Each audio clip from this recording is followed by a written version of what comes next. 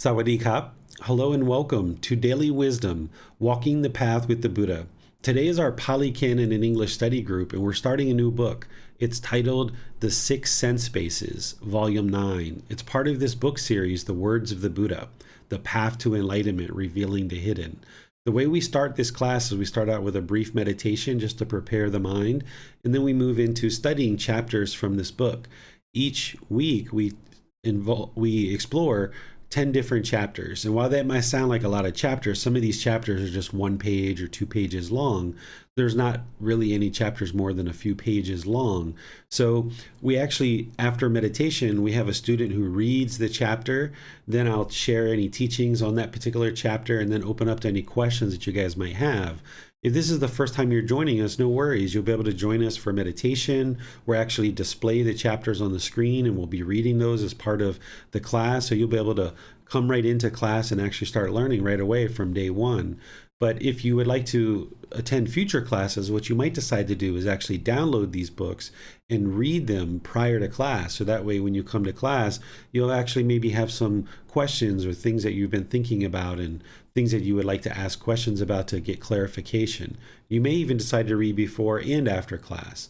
So I'd like to welcome all of you. And if you fall into that category where you would like to download these books, you can go to buddhadailywisdom.com and you can see the link for free books and download them from there. So welcome. Let's go ahead and have our meditation where we'll just do a brief meditation. I won't even really do much guidance, but just to kind of clear the mind and prepare it for our class today, which will help you to retain the teachings a bit more. And that way, as you retain the teachings for longer, then you'll actually be able to practice them in your daily life. So if you'd like to join for meditation, just go ahead and get a comfortable position, whether that's seated, standing, or lying. And then once your body's comfortable, just start breathing in through the nose and out through the nose. Taking some nice gradual breaths. I'm going to do some chanting to ease us into meditation. You're welcome to join along if you know these chants. And then I'll be back with some guidance. Arahang Samma Sambuddho Bhagava Bhutang Bhagavanang Apivateyami Savakhato Bhagavata Tammo Dhammang Namasami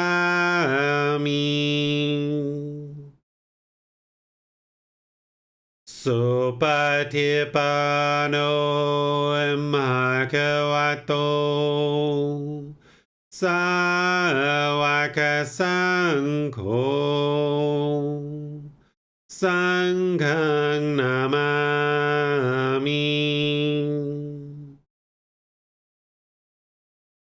Namo Tassa Bhagavato Arahato Samma Sambuddhassa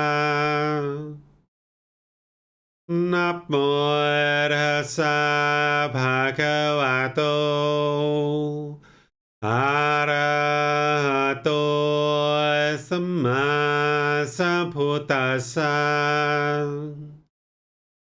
Namo Tassa Bhagavato Arahato Samma Sambuddhassa Iti piso Bhagava Arahang Samma Sambuddho Vicacaranang Sammuno Sakhatoro Kavitu Anuttaro Purisa Dhamma สติสัตตาตาวามนุสนังโหโตภะคะวะติ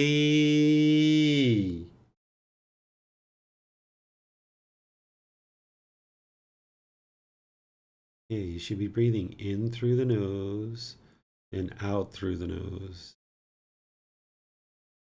Establishing a nice, steady, consistent breath. Breathing in and out. Start fixating the mind on the sound of the breath or the sensation of air moving into the nose. This is the present moment. Fixate the mind on the breath. Breathing in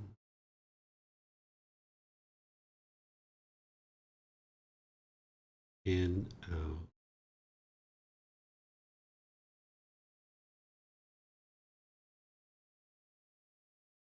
As the mind moves off the breath, wherever you observe that, cut that off, let it go, and come back to the breath, the present moment. Breathing in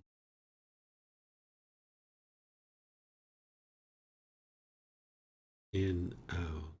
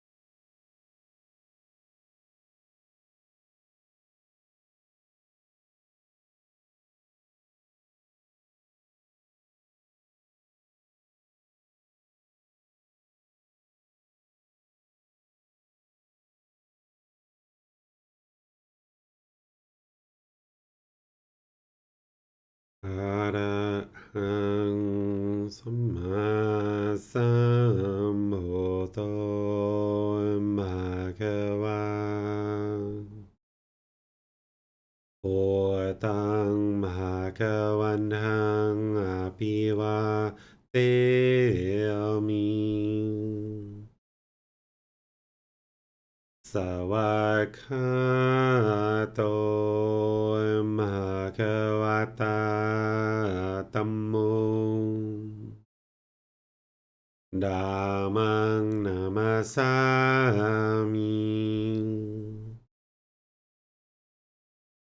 Supatipano Bhagavato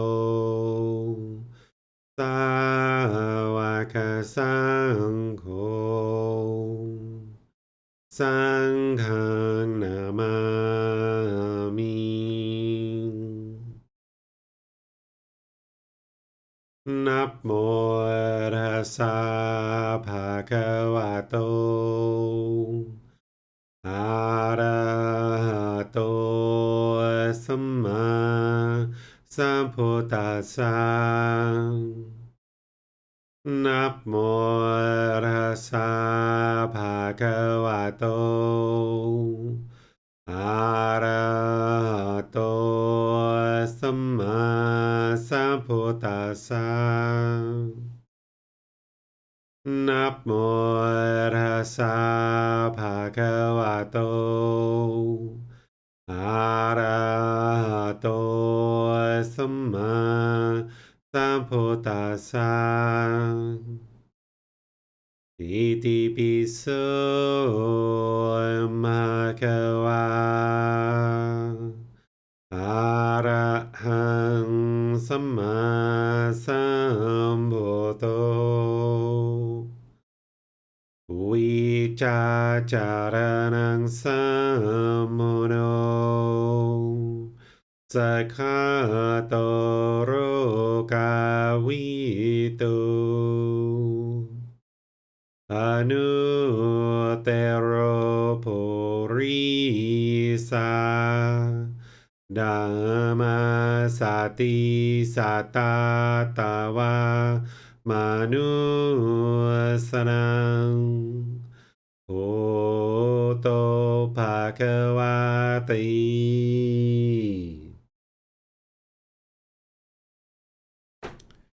All right.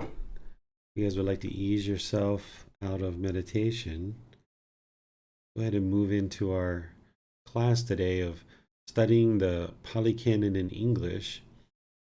Miranda and Nick are our moderators today.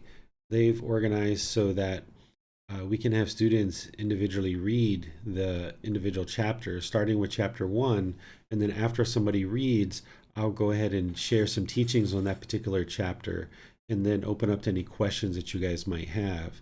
For those of you guys that might be joining us for the first time, you can observe here how there's a chapter, then there's a reference going back to the original source text, and then there's explanations or further commentary that I've provided in order to help you understand each chapter. And this is what you can read if you read prior to coming to class, and then that way you can develop any questions that you need clarification on. So I'll go ahead and turn the class over to all of you, specifically Miranda and Nick, to guide us through volunteers reading each chapter.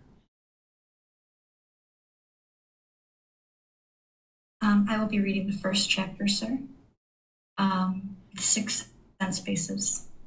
Monks, there are these 6 sense bases. What 6? The eye, the ear, the nose, the tongue, the body, the mind. When monks, a noble disciple, understands as they really are the gratification, the danger, and the escape in the case of these 6 sense bases, then he is called a noble disciple who is a stream enterer, no longer bound to the netherworld, fixed in destiny with Nibbana, enlightenment, as his destination. All right. Thank you, Miranda. So here, the first chapter just starts out with a general teaching on what are the 6 sense bases. These are the eyes, the ear, the nose, the tongue, the body, and the mind. These are what we refer to more specifically as the 6 internal sense bases. And in today's class, you'll learn about the internal sense bases and the external sense bases. And here the Buddha is explaining that a person who's in the first stage of enlightenment would understand what these sense bases are, because in that first stage of enlightenment, there's a number of teachings that someone needs to have developed and understood and practiced in order to get to that first stage. And for somebody who's in that first stage of enlightenment, the Buddha is explaining here that they're fixed in destination, meaning that once you attain that first stage of enlightenment, you will attain enlightenment in no more than 7 rebirths.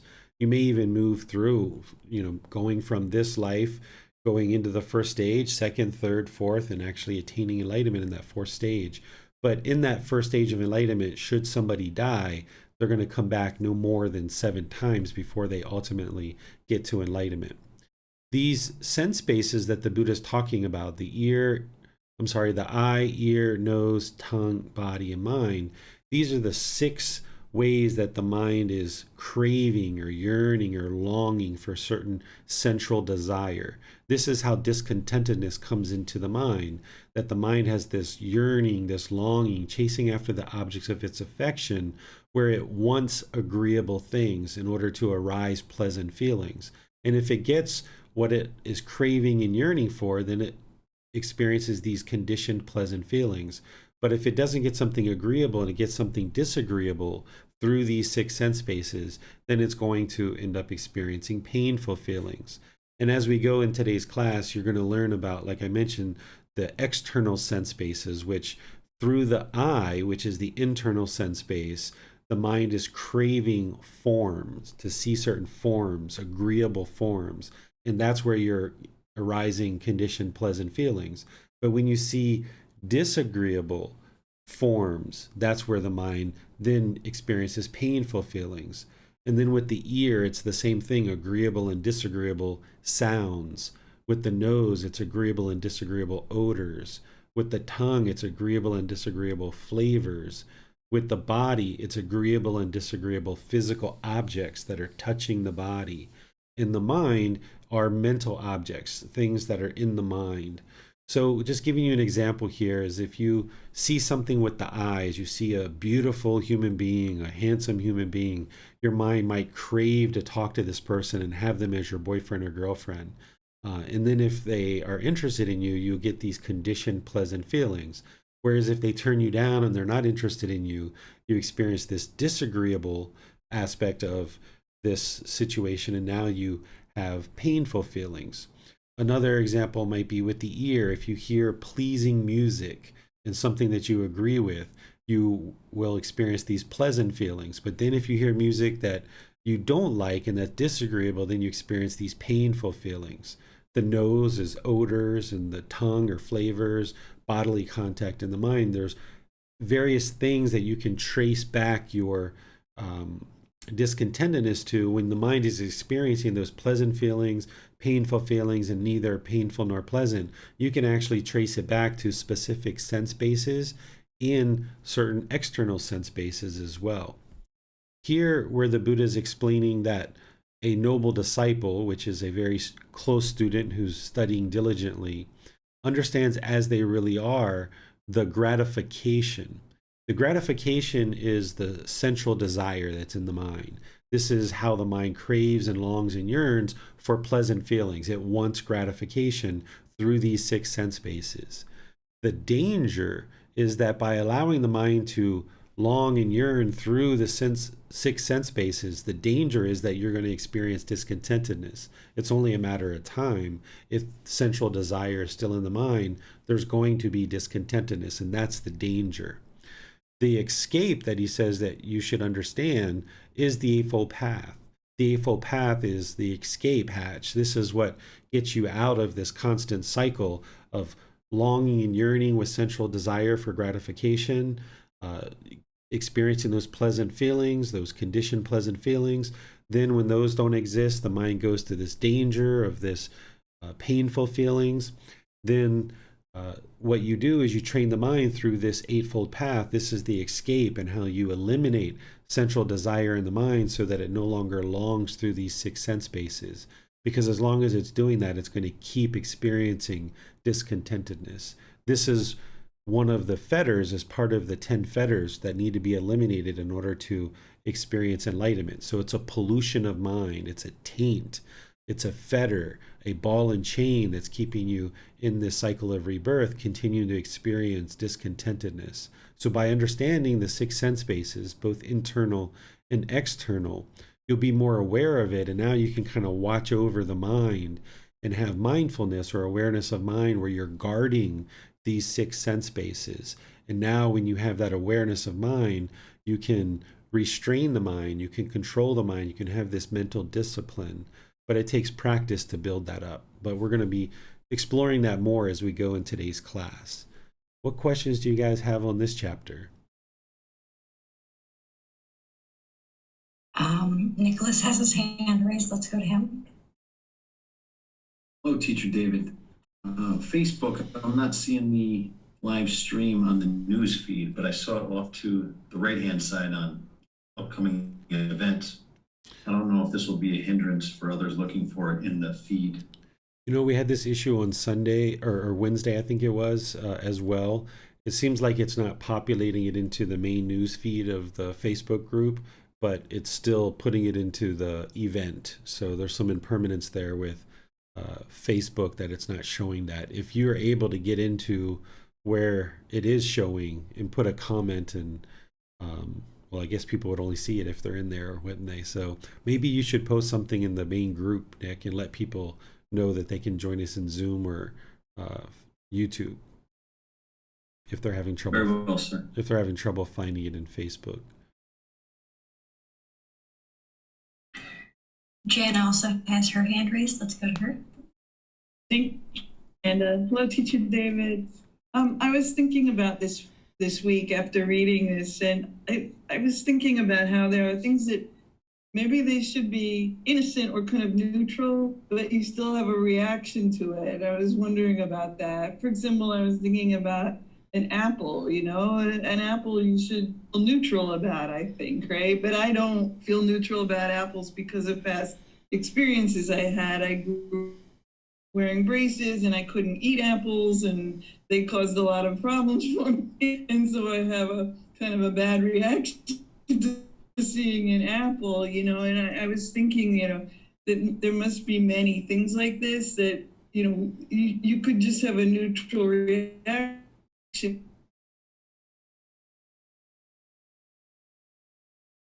Looks like you froze up, Jan. Experiences, you automatically put it in that bad category.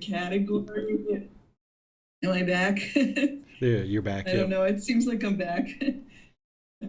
I don't know when I froze. Was my question understandable? I didn't hear a question.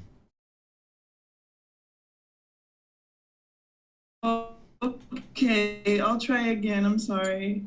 I was thinking about this week, and I was thinking about why we have a positive or a reaction to things that might just be neutral, right? And example was an apple. Many people like apples, but I've had bad past experience with apples, so I don't like them. But I feel like it should be a neutral thing. I should just see it, right? Not worry about it anymore. And that there must be many things like that where you could have a neutral reaction to something, but because of your past, you have this, it colors your reaction, your perception of things. Mm-hmm. Yeah, so as long as, sorry, go ahead. Yeah. No, I'm just, wondering if you have any guidance about this, beyond noticing when you have these bad reactions and trying to get back to a neutral reaction. Yeah, so what you're going for is not a reaction, but a response, because the reaction is going to be out of that craving, anger, and ignorance typically. So when the mind's reacting, it's usually not doing so with wisdom, where a response, a mind's going to have wisdom there. So once the wisdom comes on board, now the mind can be peaceful, calm, serene, and content with joy. As long as there's craving, desire, attachment in the mind, there's going to be certain things that are agreeable to the mind and certain things that are disagreeable to the mind. But as you train the mind and you eliminate more and more of the craving, desire, attachment, there's no longer agreeable and disagreeable things in the mind because the mind doesn't have craving for one thing versus another. So all that disagreeable and agreeable fades away, and you can just exist no matter what, whether it's something with eye, ear, nose, tongue, body, or mind. But as you have cravings that are in the mind and the mind's not yet fully transformed, there is this agreeable thing and there's this disagreeable thing. And the example you gave is this experiences that you had with apples. So the mind has been conditioned to think that apples are disagreeable. So when you see an apple, because of this craving and clinging that the mind has from past experiences, there's this disagreeable feeling. So you have a painful experience. Maybe it's annoyance or irritation or whatever it is. The mind is to a certain degree repulsed by this apple. And what you would like to do is get to the point where that doesn't exist in the mind. And you need to confront that, is, to have some apples, to rather than continuing to have aversion to them and push them away.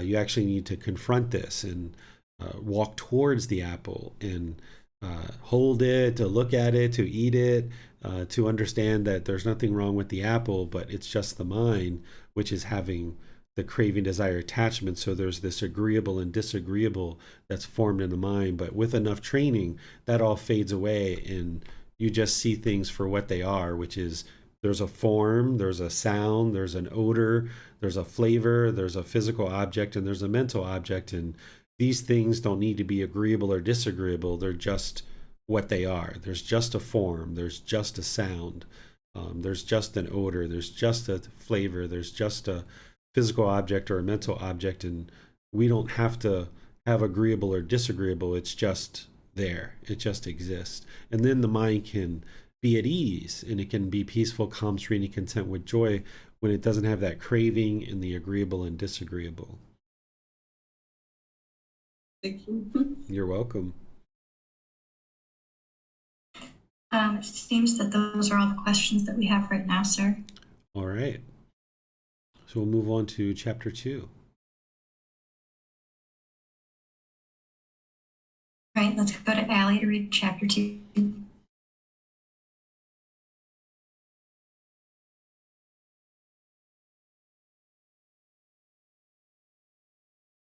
Is this chapter 2? Yes, we can hear you, Allie. Oh, I'm sorry. Is this chapter 2 here? Yes, this is chapter 2, what I'm sharing now. Oh, okay. Okay, I'm sorry. Okay.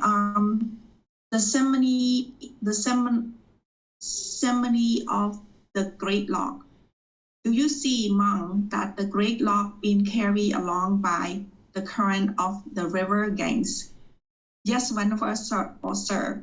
If, monk, that log does not veer towards the near shore, does not veer towards the far shore, does not sink in midstream, does not get cast up on the high ground, does not get caught by human being, does not get caught by not human being, does not get caught in a whirlpool, and does not become inwardly rotten.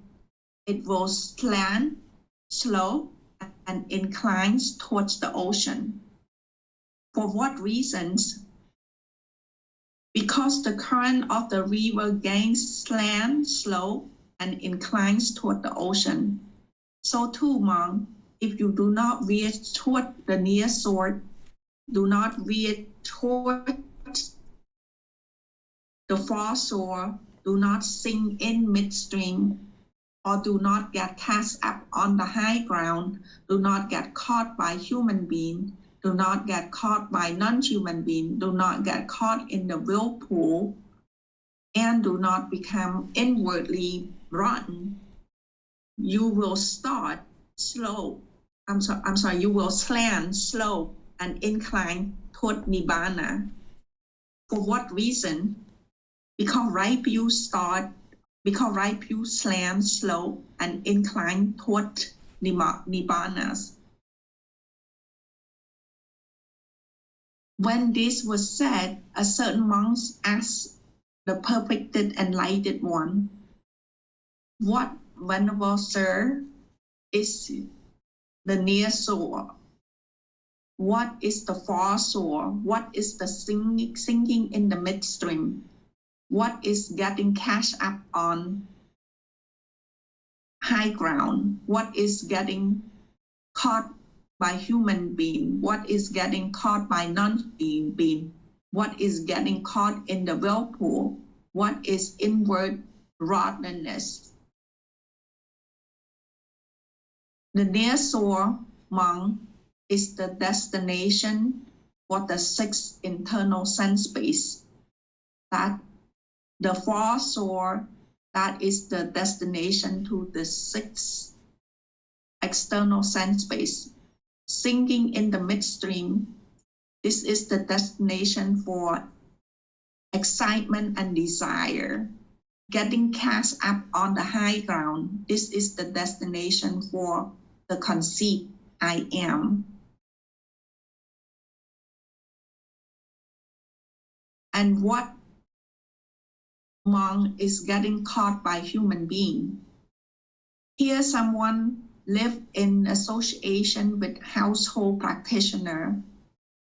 He rejoices with them and sorrow with them. He is happy when they are happy and sad when they are sad.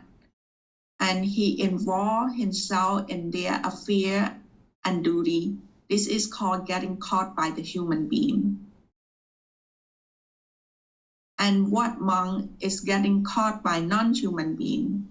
Here, someone lived the holy life with the aspiration to be reborn into a certain order of heavenly beings, thinking by this virtue or vow or austerity or holy life, I will become a heavenly being or one among the heavenly beings. This is called getting caught by non-human being. Getting caught in whirlpool, this monk is the destination for the 5 core of sensual desire. Sensual pleasure. And what monk is inward rottenness? Here someone is immoral, one of unwholesome character, of impure and subspective behavior, secretive in his act, no ascetic thought, claiming to be one, not a celibate through claiming to be one, inwardly rotten, corrupt, wicked. This is called the inward rottenness. All right. Thank you, Ali. So here the Buddha is using the river in this log to represent moving to enlightenment, because he uses somebody entering the stream as being the first stage of enlightenment. Because once you're in the stream, now this log can get to the ocean. The ocean is enlightenment. And now he's talking about how this log that has entered the stream can get hung up and hinder it from getting to enlightenment. And he talks about the near shore, the far shore, sinking midstream, getting cast up on high ground, getting caught by human beings, getting caught by non-human beings, and getting caught in the whirlpool or becoming inwardly rotten. And once somebody enters the stream, they have right view. And right view leans towards the ocean, or it leans towards Nibbana. That's what he's saying here, because right view slants, slopes, and inclines towards enlightenment. So somebody who's attained the first stage of enlightenment will have established right view, and there's right view of the Four Noble Truths, but then there's other aspects of right view as well that are needed to be cultivated, and that's discussed in Volume 5 as part of this book series, which is titled The First Stage of Enlightenment. So once somebody's entered into this stream, they can still get caught up. And the Buddha is explaining here how someone can get caught up by the 6 internal sense bases, which is the near shore. They can get caught up by the far shore, which is the 6 external sense bases. They can sink midstream, which is the excitement and desire related to central desire. They can get on the high ground, which is the conceit or the arrogance or the pride of I am. And then he talked about getting caught up with human beings, because ordained practitioners would be, in some cases, living alongside of household practitioners when they're invited into their home.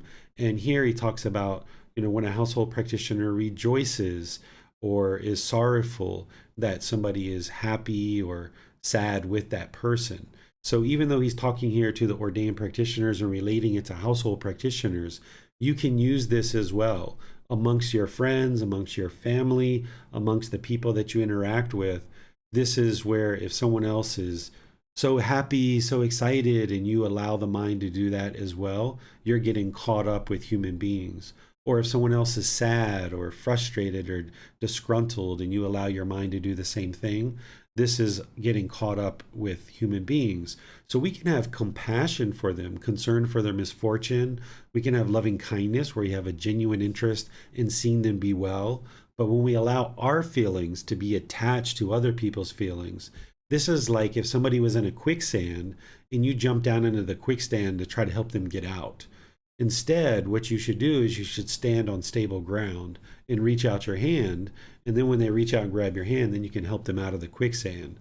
But what the Buddha is explaining here is if you get caught up with human beings, you're going to basically sink down with them, because you're allowing your mind to experience these conditioned pleasant feelings and these conditioned painful feelings based on the condition of other people's minds. Part of what you're doing on this path to enlightenment is rising above the murkiness of the world. So even though the world, by and large, is conducting themselves in certain ways, you're trying to rise above that murkiness, and you can't do that if your feelings are attached to what other people are choosing to do. And then getting caught up by non-human beings would be if you had an aspiration to be reborn in the heavenly world. This is a thing that some people think about in the Buddhist world. They say, oh, I'm just going to practice to a certain degree, just enough to get to the heavenly world and the heavenly realm, and then I'm going to get enlightenment there. But there's no guarantee that that's going to happen. So if somebody has those aspirations and those goals, they can actually get caught up and realize at the end of this life that they either reborn back into the human realm or maybe into one of the lower realms. So it would be wise to apply dedication and effort to attaining enlightenment in this life so you don't get caught up by these things. And then the Buddha talks about getting caught up in the whirlpool, which is these 5 chords of sensual pleasure. We're going to be talking about those today. We talked about the 6 sense bases, which are the organs. Those are the internal sense bases. Then there's the external sense bases, which are form, sounds, odors, flavors, physical objects, and mental objects. The chord is the craving for these things. And the mind in the unenlightened state is craving through the 5 sense bases: the eyes, the ears, the nose, the tongue, and the bodily contact. This would be the chords, or the longing and yearning from the sense bases that are internal, the organs, to the external sense bases. So the mind is longing to see agreeable forms, or agreeable sounds, or agreeable odors, or agreeable flavors, or agreeable physical objects. This is the mind longing for those. And then the inward rottenness that the log might experience. This is when somebody has immoral character and impure and kind of claiming to be on the path to enlightenment, claiming to be an ascetic, or somebody who's claiming to be practicing really closely, but in reality they're very secretive in their actions and not truly actually practicing the true path. The Buddha talks about this as corrupt or wicked. This would be inward rottenness. So what questions do you guys have on this chapter? Sir Mercy has her hand raised. Let's go to her. Thank you, Teacher David. Thank you, Miranda. Teacher David, I'm looking for a little bit of guidance because I find myself now every time I get either stimulation from an external source or I feel something inside of me, I'm always feels like I'm stepping into this kind of stepping into my mind, and I find myself kind of running through like, where is this coming from? And I'm not sure if like I'm doing too much, am I overdoing it? Because sometimes I will say that I will feel like I'll get lost in it to try to find it. But then when I can locate it, I come back and I have I don't want to say I feel a sense of relief, but I feel like I feel a little lighter. But I'm not sure if I'm applying right effort. Can you give me an example, like a specific thing? So just one, let's just say like I come into all right, for example, flowers, like we have some new flowers that came into work, and I found myself getting very excited about these flowers and their beauty and stuff. And then I stopped myself and I said, wait a minute. Okay, obviously I'm creating some discontentedness here because this pleasure feeling is coming into me. And then I stop and I say, okay, why is this happening? Where is it coming from? Why is it? And then I'll go into a journey and be like, one of the most peaceful things I had as a child is I would go get lost in the fields and go pick flowers and be with the flowers and be with nature. And it was pleasing to me. It was like serenity. And then when I come out of that analyzation, the analyzing of all of those things that are kind of interconnected, I kind of feel a little bit lighter in my sense. And then I'm on. But I find myself that I get very, it happens often. Like it happens a lot throughout the day. It's not just like, that happens and the rest of the day, nothing else happens. It's like a constant thing. But I don't know if I'm overworking it, like I'm applying too much effort or not the right effort. Okay, so what you've got to be aware of is those 4 foundations of mindfulness, that now that you're aware that these cravings are there, that are arising, these pleasant feelings, is observe them as bodily sensations so that you can get ahead of them, so that when the new flowers come in and you feel the mind like, oh, and you start longing and yearning for it, and you start feeling the bodily sensation come up, you've got to cut it off and let it go there. And it might mean you have to turn and walk away and move in a different direction, because when there's this contact through the eyes and you see the flowers, that's what is arising the craving, which arises the pleasant feelings. Or if there's a certain odor and you smell the flowers coming in and they're in the box, you haven't seen them yet, and it arises this craving that's in the mind, and now that's where the pleasant feelings arise. So when you are aware to this level of detail with the 6 sense bases, then you can get ahead of the curve. When you see the flowers coming in, or when you observe the odor, you can cut that off and let it go, and you don't have to avoid it. You would just like to observe that the mind has this craving, these pleasant feelings are arising, and you would like to get ahead of it where it's just a bodily sensation, and you can cut it off and let it go there and remain more in that middle way that the Buddha taught. So right effort for me would be just the observation and trying to cut it off. That would be the right effort, not sitting there going down this rabbit hole and trying to find, where or why, I'm experiencing this way. Like, you know what I mean? Like, does that make sense? Yeah, whenever there's discontentedness in the mind, you always know it's craving, desire, attachment. And you just said what it was, is that when you were a child, you really enjoyed being out in the fields and, being with these flowers, and there's this craving, this mental longing, and this yearning that's there. So whenever discontentedness, there's always going to be a craving there. So in the moment when you're observing the bodily sensations, the craving and discontentedness is starting to arise, cut it off and let it go. And then 30 minutes later, an hour later, 2 hours later, if you'd like to look at it and try to figure out what it's related to, then you can do that. But in the moment, you got to just cut it off rather than try to analyze it in that moment. Thank you so much, teacher. You're welcome. Sir, on Facebook, I've been working on not getting caught in the emotions of others, and concerned it might seem to be unkind, even though the intention is the opposite. Is there guidance on this approach? Yeah, there's going to be people in your life who have certain expectations of you, And you might have adopted those expectations that when someone else is sad, they're expecting you to be sad with them, or when they're happy, they're expecting you to get into an excited state as well. That's their craving, desire, attachment. You don't need to adopt that as being yours. So if they choose to get angry because you're not excited with them, or they choose to get angry because you're not sad with them, then they're causing that themselves. You shouldn't allow your mind to adopt their cravings and their expectations, because that's what it means to get caught up with human beings that the Buddha is talking about here. You're getting caught up with other people's cravings and expectations. Yes, thank you, sir. You're welcome. That's all the questions. That's all the questions we have for right now.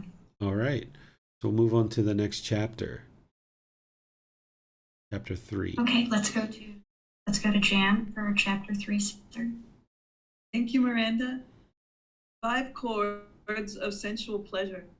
Monks, there are these 5 chords of sensual pleasure. What are the 5?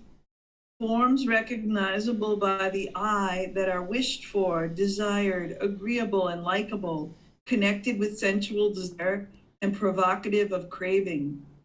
Sounds recognizable by the ear that are wished for, desired, agreeable, and likable, connected with sensual desire and provocative of craving. Odors recognizable by the nose that are wished for, desired, agreeable, and likable, connected with sensual desire and provocative of craving. Lips recognizable by the tongue that are wished for, desired, agreeable, and likable, connected with sensual desire and provocative of craving. Physical objects recognizable by the body that are wished for, desired, agreeable, and likable, connected with sensual desire and provocative of craving. These are the 5 chords of sensual pleasure. As to those ascetics and Brahmins who are tied to these 5 chords of sensual pleasure, obsessed with them and completely committed to them, and who use them without seeing the danger in them or understanding the escape from them, it may be understood of them. They have met with calamity, met with disaster. The evil one may do with them as he likes. Suppose a forest deer who is bound lay down on a heap of traps. It might be understood of him, he has met with calamity, met with disaster. The hunter can do with him as he likes, and when the hunter comes, he cannot go where he wants. As to those ascetics and Brahmins who are not tied to these 5 chords of sensual pleasure, who are not obsessed with them or completely committed to them, and who use them, seeing the danger in them and understanding the escape from them, it may be understood of they have not met with calamity, not met with disaster. The evil one cannot do with them as he likes. Suppose a forest deer who was unbound lay down on a heap of traps. It might be understood of him, he has not met with calamity, not met with disaster. The hunter cannot do with him as he likes. And when the hunter comes, he can go where he wants.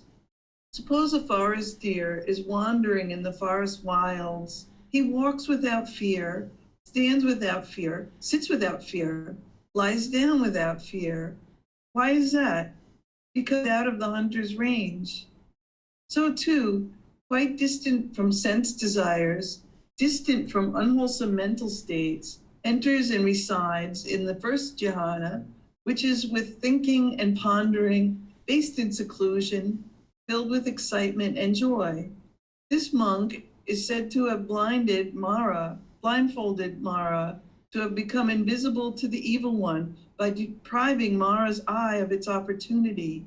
This follows with the 2nd jhana, the 4th jhana.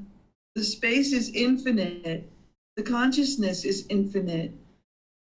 The base of nothingness, the base of neither perception nor non-perception. The discourses are identical, except for the reference to each.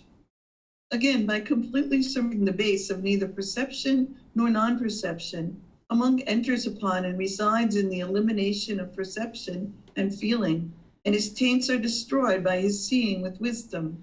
This monk is said to have blindfolded Mara, to become invisible to the evil one by depriving Mara's eye of its opportunity, and to have crossed beyond attachment to the world.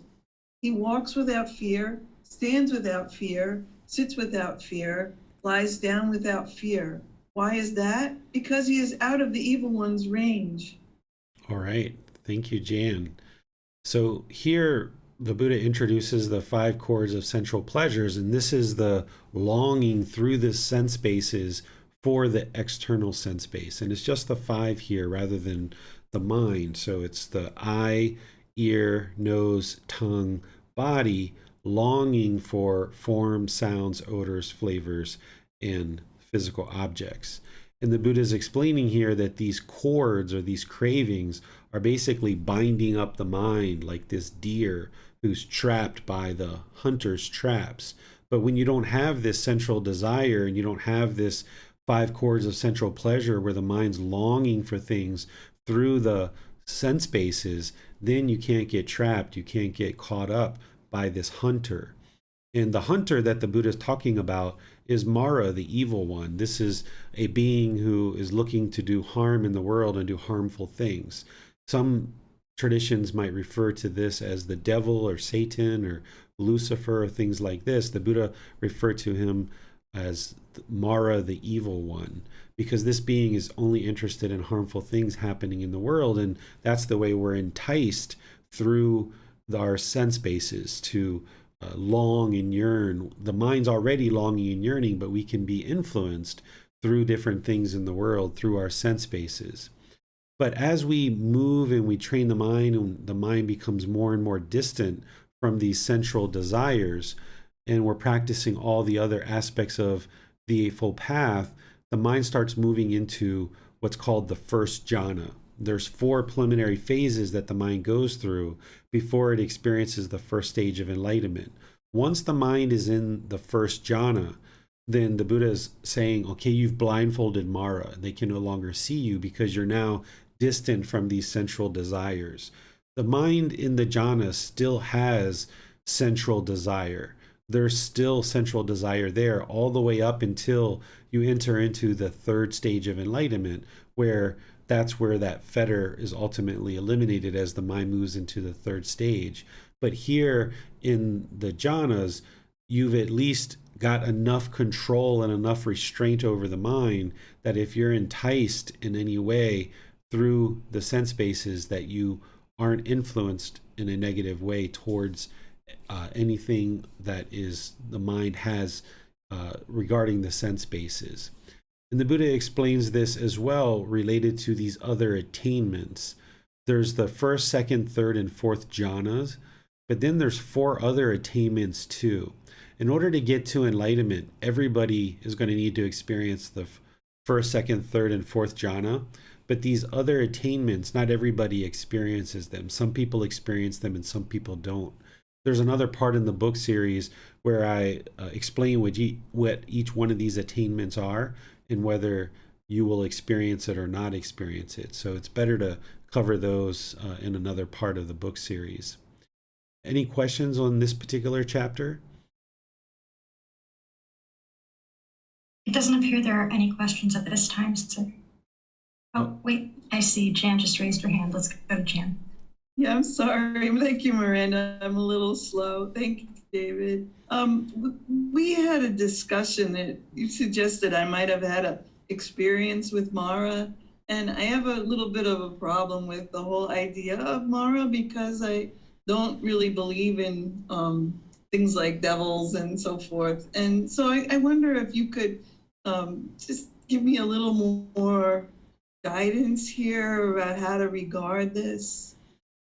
Yeah, so there is this being of Mara, and depending on what your experiences have been, you may observe that that's what it is, and you may not have. You shouldn't believe in this being, but depending on what your experiences have been, you may have encountered this being and know that for sure this is that being. If you haven't encountered the being of Mara, you've definitely encountered Mara's work in other beings, where this being is looking to influence unwholesome things in the world and harmful things, and then you're experiencing those as part of your interactions with other beings in the world. You don't necessarily have to know with 100% certainty that Mara exists or doesn't exist. I know that based on certain experiences that I've had. But just know that there's all these influences in terms of you getting to enlightenment and eliminating central pleasure and central desire. That just know that there's all these influences that are out there in the world, and that you're going to need to restrain the sense bases, gain control over them, and ultimately eliminate central desire so that you're no longer influenced by any of these central pleasures, particularly these 5 chords of central pleasure. So whether Mara exists or doesn't exist, it doesn't really matter, because it's not going to change your practice. So if you haven't encountered this being in a way that you know for sure that it is Mara, don't worry about that. No need to be fearful or anything like that, because your practice is going to be the same. You still need to eliminate central desire from the mind in order to get to enlightenment. Whether you're being influenced by Mara or something else, it doesn't really matter, because you're still going to have to eliminate central desire to train the mind to get to enlightenment. Thank you. You're welcome. Okay, Nick has his hand raised. Let's go to him. Thank you, Miranda. Teacher David, just a quick question. Does Mara have minions, or is it just him doing the work? There's Mara and other beings as well. So Mara is the being that oversees hell, essentially. And there's beings in the hell realm. There's also beings in the afflicted spirit realm. And all of these beings, they're not as powerful and as potent as Mara, but they're still doing similar work as him. Just like in the heavenly realm, there's all these different heavenly beings that are looking to influence wholesome things in the world. Mara's got other beings working on his behalf as well.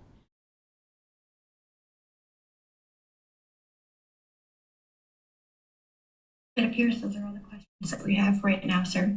All right.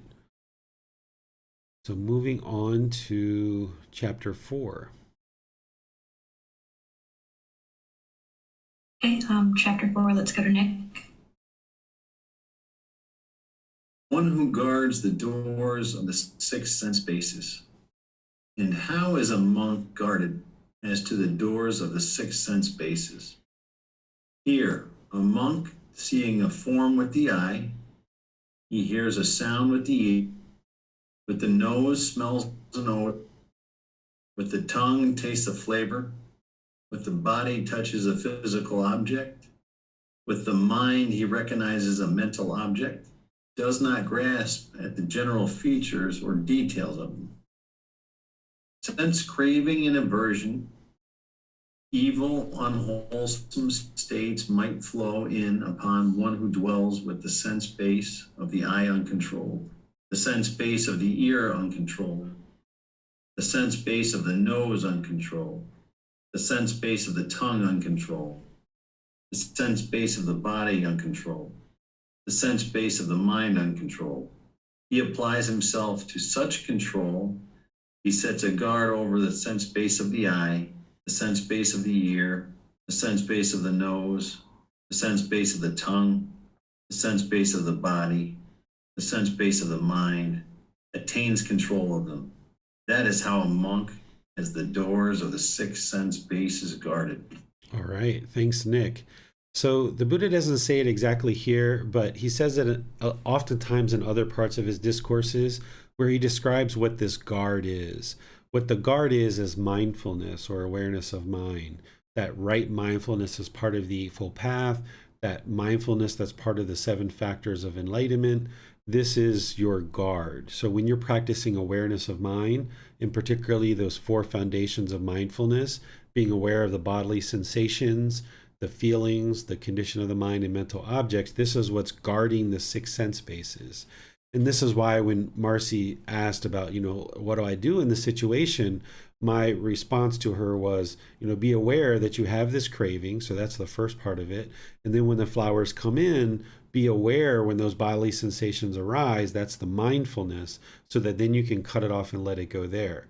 If you weren't practicing mindfulness and you didn't have awareness of mind in those 4 foundations of mindfulness, you wouldn't have your sense bases guarded. And this is why the Buddha says that evil, unwholesome states might flow in upon one who dwells with the sense bases uncontrolled, essentially. So if you have mindfulness, and that's what's protecting the mind, that's what's guarding the mind, that awareness that starting to maybe know if you're practicing and you're experiencing some peacefulness, some calmness, serenity, some contentedness and joy, you know what that middle feels like when the mind's there in the middle. So when the mind moves out of the middle, where there's these pleasant feelings that are starting to rise, you should get more and more aware that when that's happening and jump on that right away and restrain the mind and pull it back. Or when you observe the painful feelings coming in, you should be getting more and more aware of that and then be able to jump on that and cut it off and bring it back. Or the neither painful nor pleasant. So that's the guard, is practicing mindfulness at all times. The Buddha explains that even when you're lying down, getting ready to fall asleep and your mind's just kind of dozing off to sleep, you even have to have mindfulness right there, because if you're dozing off to sleep, you're going to potentially have certain thoughts that are arising in the mind, right? That you might not have anything coming in through the eyes, you might not have anything in the ears or these other places, but even as you're dozing off, there can be thoughts that arise in the mind. And if there's any unwholesome thoughts that are arising, you've got to be aware of those with mindfulness and cut it off and let it go. Even in that situation, when you're falling asleep, when you're waking up, and all day long, that's your guard, is the right mindfulness. What questions do you guys have on this chapter? Yes, sir. Nick has his hand raised. Let's go to him. Thank you, Miranda. Yes, Teacher David, in some instances, if you're using mindfulness, a practitioner is using mindfulness, and they're able to cut it off, can they still continue whatever it was they were doing? Like, say, for example, you're at an amusement park, get excited, going on a ride, but you cut it off, but you're able to continue the, because you're with, like, say children or something, you continue the event or whatever. Certainly, yeah, you'll be able to gain more and more control over that. There's nothing that says you have to stop, what you're doing. But in certain situations, eliminating the contact for a period of time can help bring the discontentedness down and eliminate it. And then you might decide to re-engage. So it's really up to you whether you choose to continue to be involved in that event and how far you go. But there's nothing that says you have to stop the event. But it can be wise in certain situations to step away and eliminate contact so you can gain control over the mind and then start to move back into the event. That might be wise, but each situation's a little bit different. It really depends on the degree of discontentedness that's in the mind, which is going to be directly correlating to the degree of craving. If there's a significant craving in the mind, it's going to arise significant discontentedness. If there's just a little bit of craving, it's just going to arise just a little bit of a smidget of discontentedness. And depending on what you're experiencing, whether small or great, you might decide to step away and avoid contact for 10 minutes or 30 minutes or what have you, or not. Maybe it's just a minimal discontentedness. You can cut it off and let it go and just keep going. So each situation is going to be a bit different. Okay, Jan has her hand raised, sir. Let's go to her. Thank you, Miranda. Thank you, Teacher David. I had a question about the part about where you just explained that we even need to be on guard when we're falling asleep. What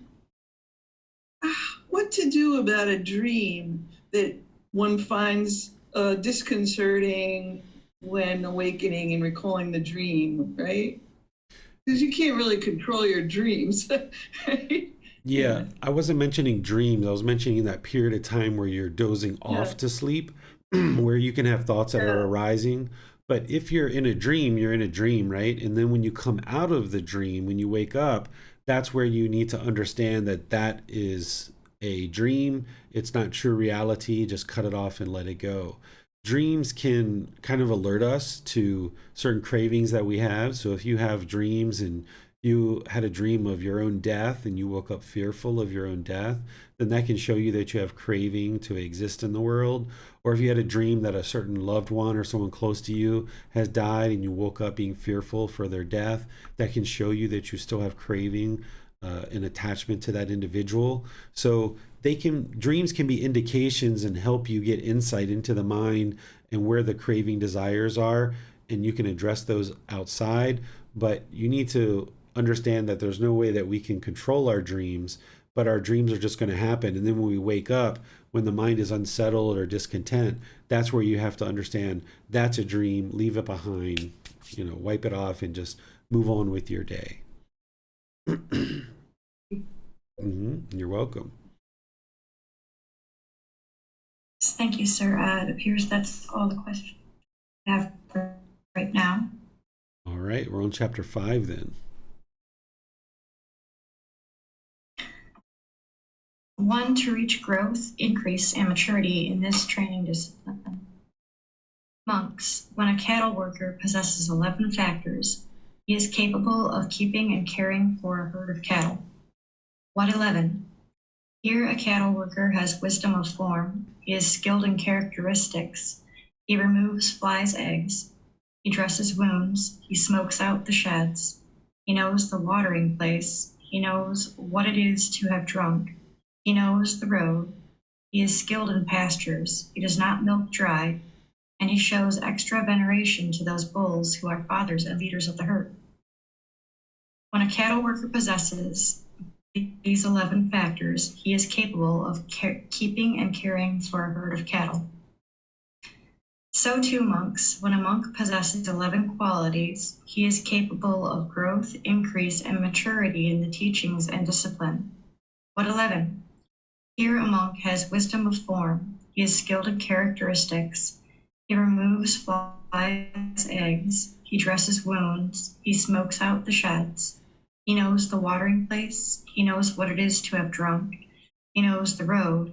He is skilled in pastures. He does not milk dry.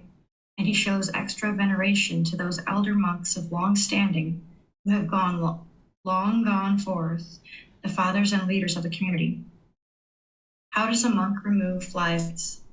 Here, when a thought of sensual desire has arisen, a monk does not tolerate it. He abandons it, removes it, does away with it, and obliterates it. When a thought of ill will has arisen, when a thought of harming has arisen, when evil, unwholesome states have arisen, a monk does not tolerate them. He abandons them, removes them, does away with them, and obliterates them. That is how a monk removes flies' eggs. How does a monk dress wounds? Here, on seeing a form with the eye, a monk does not grasp at its signs and features, since if he left the eye base unguarded, evil, unwholesome states of craving and aversion might invade him. He practices the way of its restraint. He guards the eye sense base. He undertakes the restraint of the eye sense base. On hearing a sound with the ear, on smelling an odor with the nose, on tasting a flavor with the tongue, on touching a physical object with the body, on recognizing a mental object with the mind, a monk does not grasp at its signs and features, since, if he left the mind sense base unguarded, evil, unwholesome states of craving and aversion might invade him. He practices the way of its restraint. He guards the mind sense base. He undertakes the restraint of the mind sense base. That is how a monk dresses wounds. Here, only 2 of the 11 factors are shared, as these 2 apply to sensual desire and the 6 sense bases. See the included reference for the entire teaching. All right. Thank you, Miranda. So this entire teaching is shared in a later book of this book series, but these are 2 that are out of the 11 that are related to the sense bases. The Buddha often used analogies and similes that people understood during their lifetime. So a lot of farmers and people that are in the countryside would understand this particular analogy about being a cattle worker. And here he shares about how somebody would remove fly eggs. And this is somebody who, when central desire arises in the mind, they don't tolerate it. They remove it, they let it go. And then he also talks about when a thought of ill will arises, they eliminate that. And also the thought of harming arises, they eliminate that. This is part of right intention. If you remember the Eightfold Path, there's three aspects to right intention: the intention of renunciation, the intention of non-ill will, and the intention of harmlessness. So here the Buddha is connecting that, because you have to have the thought or the thinking of eliminating or relinquishing or letting go. That's the renunciation. And here he's directly tying it to central desires, because that's what the mind is holding on to. It's holding on to things through these sense bases, all six of them. And as long as the mind's doing that, it's going to keep experiencing discontentedness. Likewise, if there's this thought of ill will or this thought of harming, it's going to continue to produce harmful speech and actions in the world, which are just going to come back and harm us. So in order to get to enlightenment, you have to be willing to remove central desire, remove ill will, and any thoughts of harming. Then, in order to dress the wounds, this is a person who understands the six sense bases. And then you have this restraint or this control that you start to develop around these six sense bases. And the way that you do that is through breathing mindfulness meditation, through practicing generosity. Those are the generalized trainings in order to train the mind to let go of craving, desire, attachment. When we talk in the group learning program and we talk in the Four Noble Truths and things like that, we talk just generally about craving, desire, attachment, and using breathing mindfulness meditation and generosity to generally train these things. But now in this program, you can see that where that craving is really coming in is it's coming in through these six sense bases. It's longing and yearning through these sense bases, so that when you experience something through these six sense bases, because you will experience things through the six sense bases. You can't, not experience something through the six sense bases. But when you're experiencing something, you don't grasp on it. You don't hold on to it. You don't cling to it. You don't yearn for it. You don't have these cravings for certain things. You don't have this aversion. So this is the agreeable and disagreeable. You need to get to the point where if there's something that you currently know that the mind doesn't like, you need to confront that. One of the things that just happened today, which is interesting, is for a long time, there's this fruit here in Asia called durian. And people usually either typically really enjoy it and have this great admiration and interest in eating durian. And then there's people that just despise it and think it's horrible. Well, when I first came to Asia and started experiencing durian, I was the one who really didn't like durian. It smells like poop, and it has the same consistency of poop when it goes in your mouth. So oftentimes people don't like it because it smells and tastes like poop. And a couple of days ago, my wife was talking about durian, and I was like, oh, now that I've been training my mind, I should have some durian at some point. Well, today she happened to go out and buy some durian, and she was cutting it up. She was like, would you like some? And I was like, all right, sure, pop it in there. This will be good for the mind. And when she put it in, I noticed that there was no aversion to it. It actually tasted somewhat decent, which is very different than what I've experienced in the past before training the mind. So rather than run away from these things that are certain disagreeable, what I shared with my wife a couple of days ago is like, yeah, I should probably try durian. I haven't had that for such a long time. It'd be a good test for the mind. You should not run away from these things and have aversion. You should actually put yourself in the situation where you're creating situations where the mind has to confront these things. This is how you train the mind to not have aversion, by putting it in that situation that it has aversion to, and then training it to be peaceful, calm, serene, and content with joy regardless. And that's going to probably take more than one time of putting yourself in that situation. And there's other situations like this that I could explain, that I've consciously put the mind in that situation where I was experiencing something through the sense bases, that the mind had to create this peacefulness, this calmness. And that's the way you can ensure that the craving, desire, attachment is out of the mind. This is where the Buddha talks about obliterating it at the stump, destroying central desire and these other fetters. He talks about obliterating it at the stump so that it's no longer subject to future arising. And the only way that you'll know if you've obliterated it at the stump and it's no longer subject to future arising is if you test the mind. So back to Jan's example is with the apple. That might be the last thing you're thinking about doing right now. But at some point, you should put the mind in a situation where you're encountering an apple over multiple situations and train the mind that there's just nothing wrong with this apple and it's just completely fine. It's just some fiber, it's just some skin of an apple, it's just some substance, it's just a physical form that the eyes are seeing. It's just a certain texture that the tongue is tasting. There's a certain odor there, and the mind doesn't have to have agreeable or disagreeable aspect to this, and then you can just eat it and be completely fine with it. We should get to the point where food that we're interacting with, it's not to please the mind and please the tongue, it's to nourish the body. One of the things that is the most strong central desire is food, is that we tend to have certain things that are agreeable and disagreeable, and we're trying to always please the tongue. So that's also pleasing the mind. So then when we're in situations where food isn't so tasty, then the mind becomes discontent. So you should put your mind and the tongue in a situation where it starts to learn that you're not going to get what you want all the time. It's not about pleasing the tongue and pleasing the mind. It's about putting some substance into the body that nourishes the body. This is where it's really helpful to think of the body, the mind, and the person, these three entities, and think about this mind like a little, 5-year-old kid that's throwing a temper tantrum. If you keep, when that kid throws a temper tantrum, if you keep giving it what it wants, then it learns that it can keep throwing this temper tantrum and it keeps getting what it wants. So it's going to keep throwing this temper tantrum. And as long as you keep giving it what it wants, it's going to keep having this temper tantrum. The way you stop a child from doing that is you don't give it what it wants, and then it learns that that's not going to be productive. So the same thing is your mind's having this temper tantrum. It's having this discontentedness, these painful feelings, these pleasant feelings, and these feelings that are neither painful nor pleasant. And when it's experiencing those, and it's like, no, I want the chocolate cake. I want the chocolate cake. I don't want the apple. I don't want the apple. I want the chocolate cake.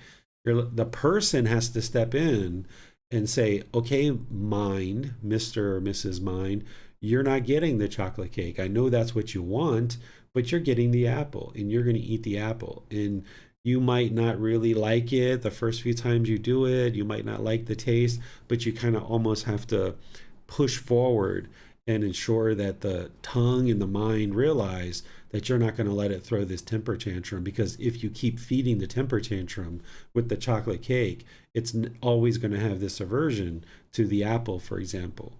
So you've got to put the mind in that situation. And this is where your active training comes in, that it's not just meditation, it's outside of meditation too, where you see aversions that the mind has, or you see these cravings that the mind has.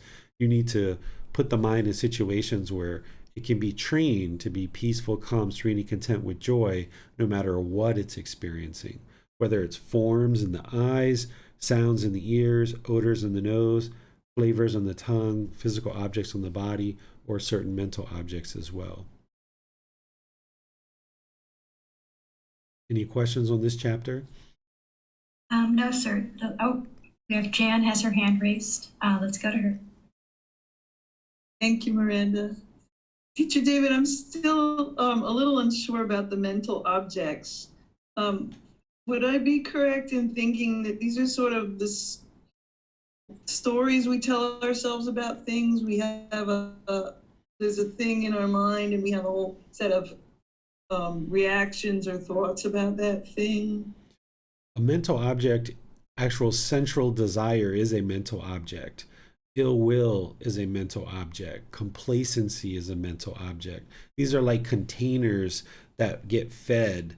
So the way that this happens is that as we were born and we start aging, we experience these bodily sensations because of our cravings. There was arising this discontentedness. We had these bodily sensations. We had these feelings. We had this condition of mind that was affected for multiple hours or days or weeks. And we fed this mental object of ill will, for example. So there was this certain situation, this certain experience that arose, this anger and hostility in the mind. We had those bodily sensations. We weren't aware of them because we hadn't studied these teachings. We started having these painful feelings of anger, hatred in the mind. We might have blamed other people. It started affecting our mind for multiple hours, days, and weeks, that we were holding on to that situation. And we kept feeding this mental object, this container. We kept putting something into this mental object. And what the Buddha is teaching you as part of the 4 foundations of mindfulness is to get ahead of the curve, is you got to be aware of those bodily sensations and cut off the arising discontentedness there so that you're no longer feeding these mental objects. And when you cut off the bodily sensations and you don't allow it to feed these mental objects as part of this whole process, now you're no longer feeding the mental objects. And then you're using things like breathing mindfulness meditation, loving kindness meditation, you're practicing generosity, you're practicing loving kindness in daily life, and you're uprooting this mental object and getting it out of the mind so that you can purify the mind. It's like taking a jackhammer and like jackhammering this mental object and getting it out of the mind. So by us kind of practicing this mindfulness and having this guard where we're guarding the doorways and we're aware of these bodily sensations, we can cut it off and let it go there, no longer feeding these mental objects. All the while, we're working on uprooting these mental objects so they're out of the mind. And once all this stuff is purified and out of the mind is no longer polluted, then there's no longer agreeable and disagreeable things because craving is no longer in the mind. And now you don't even experience the arising of any bodily sensations or any feelings, or the condition of the mind isn't affected. There are no longer any mental objects. The mind is unconditioned. And this is where it's peaceful, calm, serene, and content with joy permanently because you've done this work. And now it's effortless that you just practice the teachings all the time.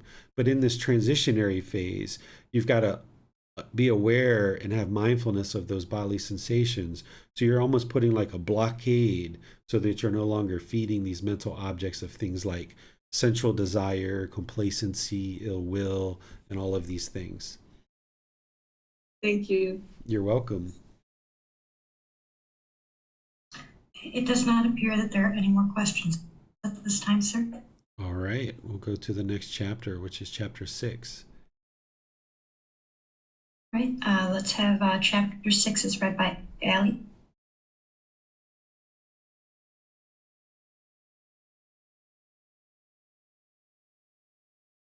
Monks, the 3 underlying tendency.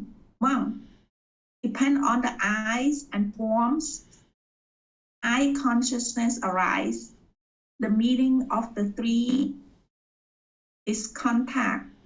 With contact as condition, there arise a feeling. Felt as pleasant or painful, or neither painful nor pleasant. Dependent on the ear and sound, ear consciousness arise. The meaning of the 3 is contact. With contact as condition, there arise a feeling. Felt as pleasant or painful, or neither painful nor pleasant. You can skip skip all over these, Ali, because they're all the same.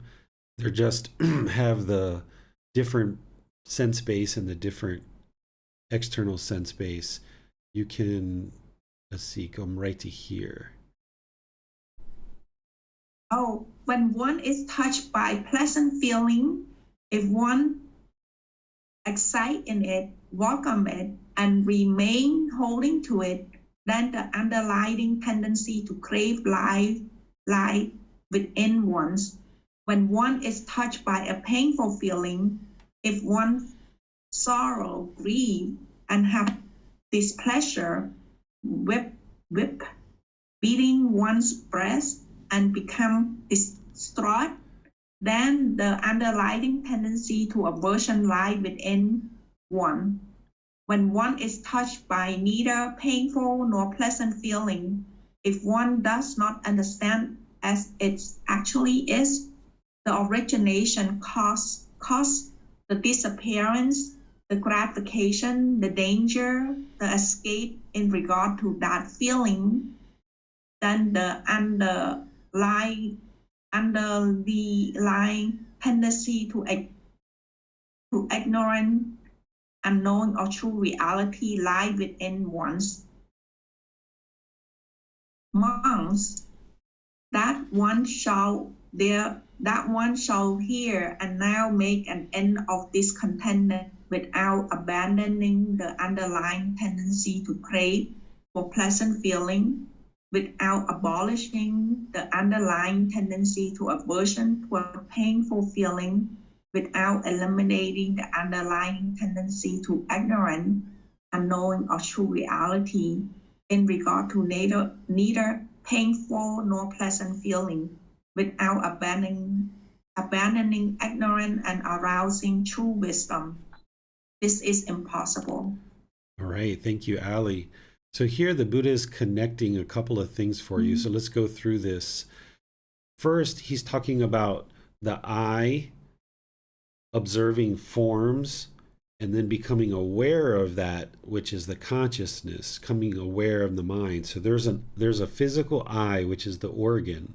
Then there's a certain form that the I sees, and the I, because the I sees this physical form, now the mind becomes aware of that. That is I consciousness. All three of these things is contact. So here's another one. The ear is the organ or the sense base. The sound is this external sense base. And now, because the ear hears a certain sound and becomes aware of it in the mind, these three things is contact. And then the nose, which is the internal sense base, has this odor, this external sense base that it experiences. And now the mind becomes aware of that, which is nose consciousness. And these three things are contact. So we could go through each one of these. It's the same thing. And the Buddha is just explaining to you the process of what's happening here. And this contact is conditioned that when you experience this contact, that's when there can be an arising of pleasant, painful, and neither painful nor pleasant feelings because of the contact, because there is a nose, because there is an odor, because the mind does become aware of it as consciousness. There's this contact with the odor, and now there can be pleasant feelings, painful feelings, or neither painful nor pleasant because of that craving that's in there. So the Buddha is explaining this, and it can help you to guard the doorways that you know that there needs to be this contact. The Buddha is explaining that when you're touched by a pleasant feeling, if you excite in it, welcome it, remain holding on to it, then the underlying tendency to crave lies within one. So we'll just use Marcy's example because it's a great one that we can all relate to and probably have experienced ourselves, that when you see these flowers or you smell these flowers and the mind excites in it, welcomes it, allows it to come into the mind and remains holding on to it, then that's the craving there.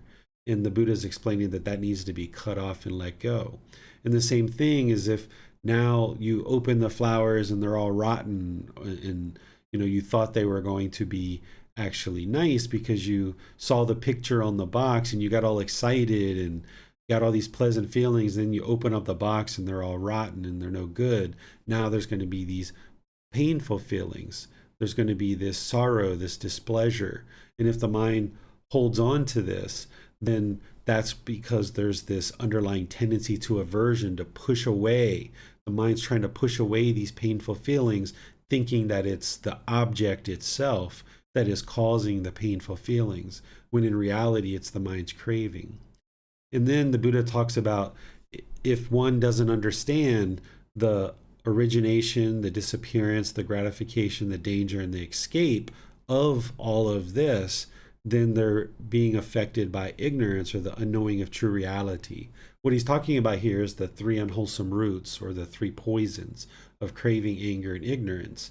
And he says that once somebody is making their way to understanding these things of craving, anger, and ignorance, then they understand how these things are being caused, which is here. You understand the origination of them.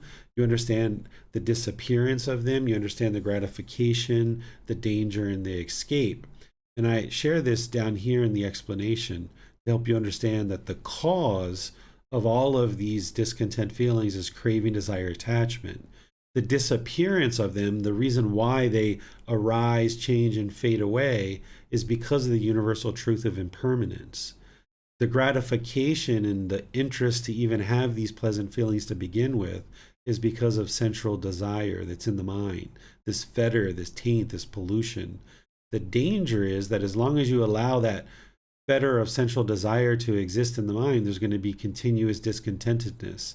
And then the escape is the Eightfold Path. That's how you eliminate craving, desire, attachment from the mind so that you no longer experience these pleasant feelings, painful feelings, and feelings that are neither painful nor pleasant based on conditions. An enlightened being is still going to experience this joy. The mind's always going to be joyful. But if it's raining outside, the mind's joyful. If it's sunny outside, the mind's joyful.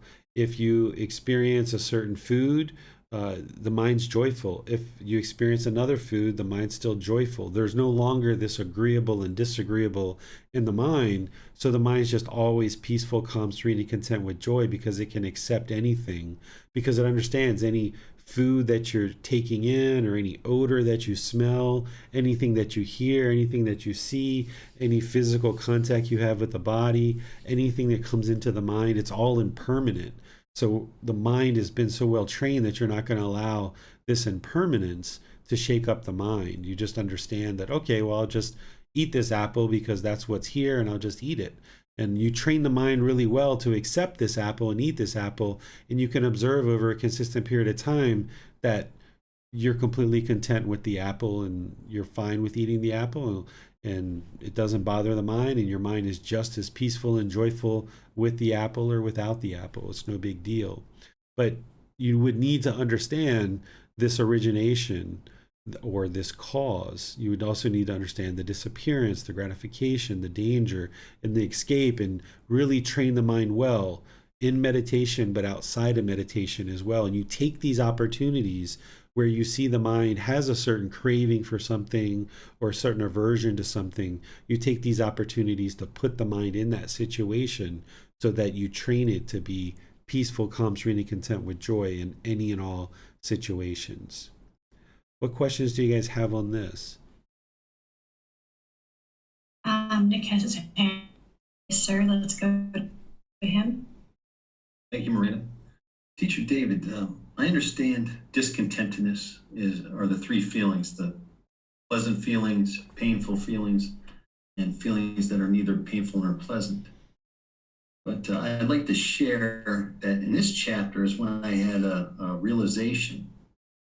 And what did it was, in your description in the write-up, training the mind not to be averse, i.e. push away disagreeable experience to painful feelings through the 6 sense bases, will train the mind to eliminate the fetter taint pollution of the mind described as sensual desire. So the realization I had here was, when I think of sensual desire, I always think of it as chasing pleasant feelings.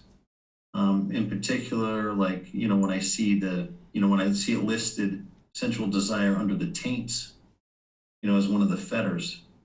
I always think it's like pleasant feelings, and there's 9 other fetters.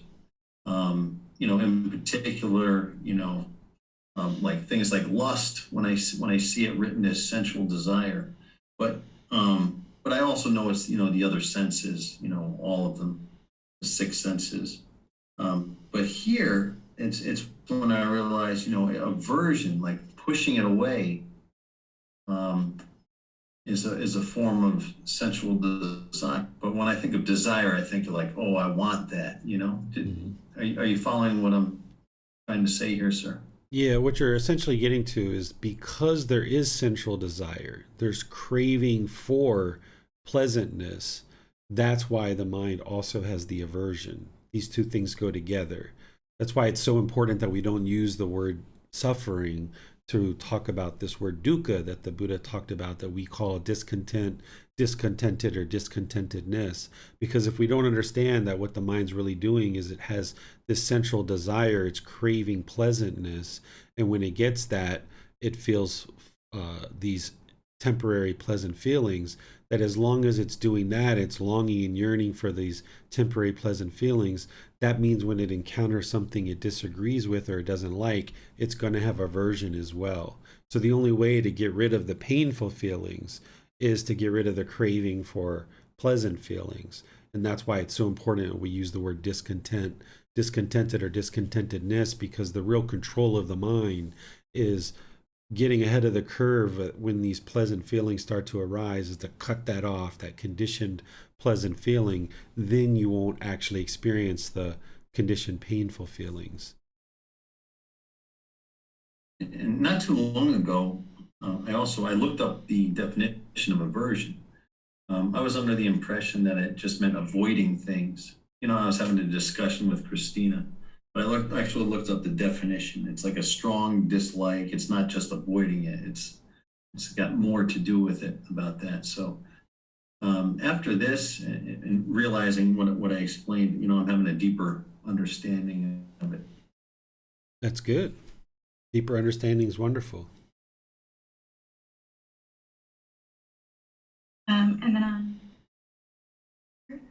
Chit asks, Venerable Teacher, how does one train the mind to do disagreeable or boring works, like, say, scheduling and planning one's routine for productivity, etc.?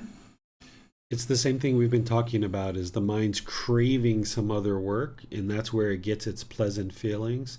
So when it's not doing that type of work, when it's doing this other work, then that's where the painful feelings or the neither painful nor pleasant feelings are coming in. So when you're doing the work that you currently find to be pleasurable and you feel those pleasant feelings arising, you've got to cut those conditioned feelings off and know that this experience that you're doing, something that you prefer, it's temporary. And as long as you allow the mind to crave and cling to it, then when you're not doing that task and you're doing something else, then you're going to experience boredom.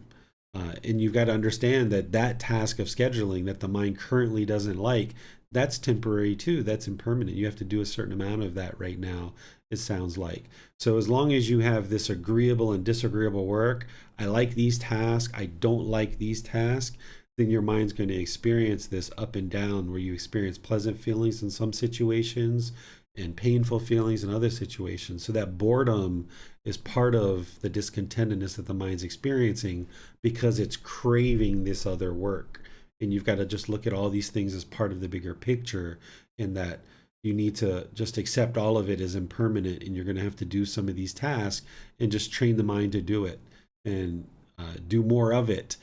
Because if the mind's discontent when you're doing scheduling, that means you should just do more and more and more of that until the mind submits and it realizes, like, all right, I'm not going to be able to throw my temper tantrum, because when I throw my temper tantrum and I'm bored and then he just switches over to this other task that I like, I got my way.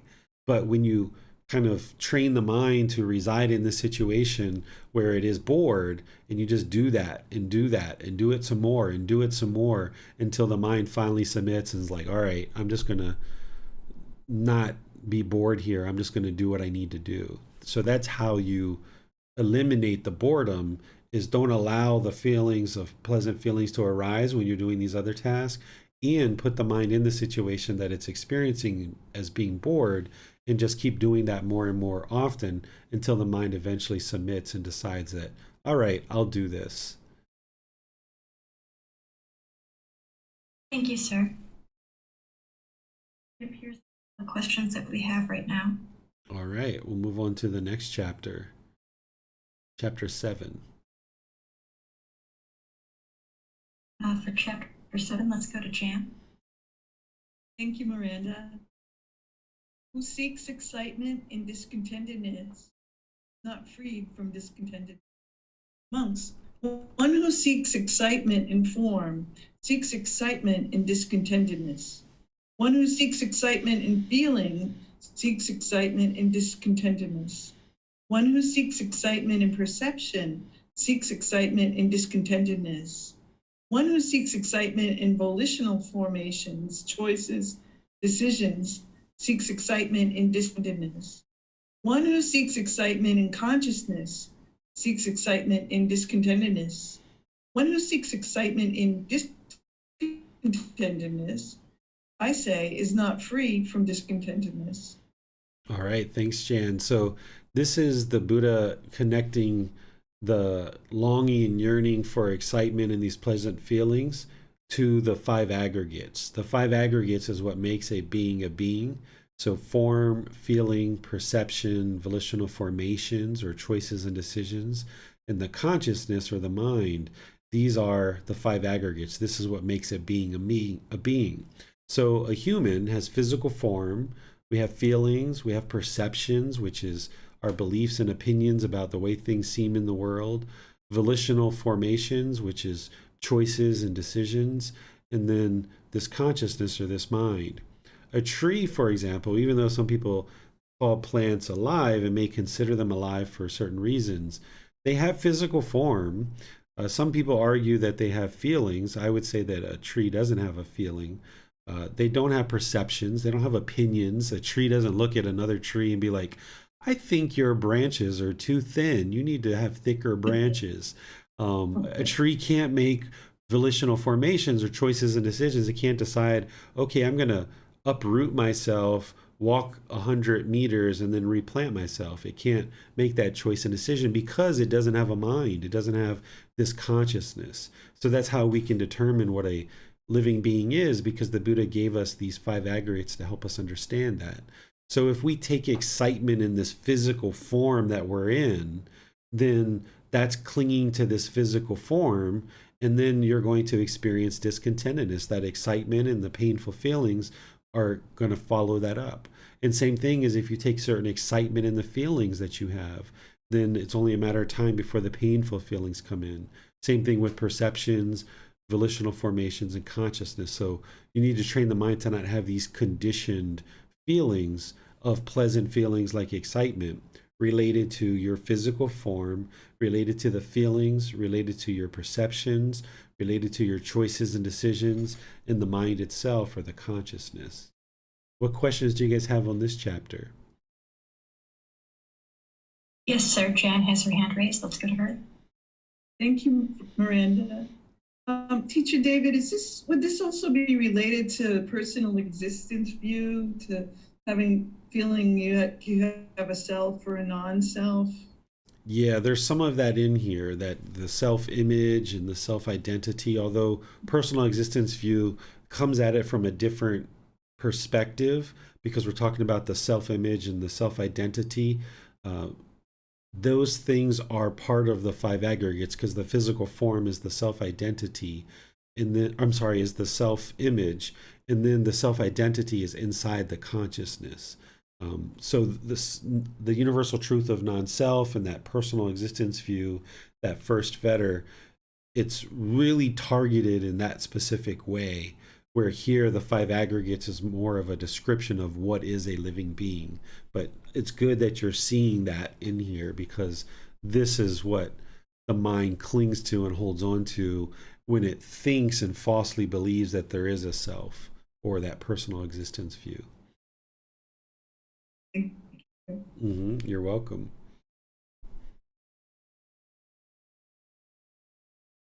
On Facebook, Amina asks, in this chapter, the discontentedness comes from the seeking. Is that right? By trying to hold on to form, feelings, etc., which are all temporary, therein lies the cause of discontentedness.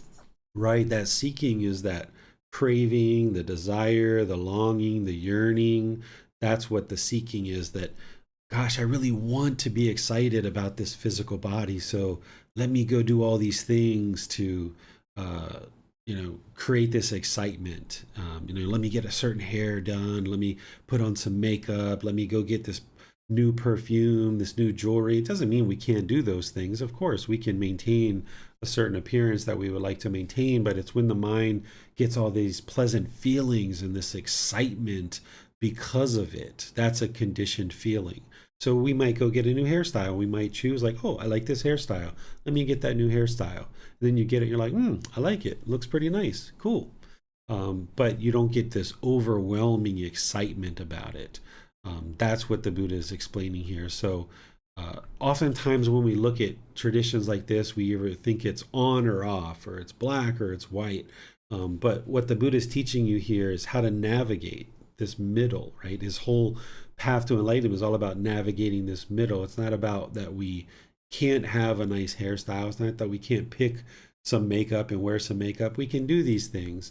But it's when the mind gets overindulgent and seeking these excitement in these things that now the mind's going to experience these conditioned feelings of pleasant feelings, and it's only a matter of time before those conditioned painful feelings are going to come into the mind.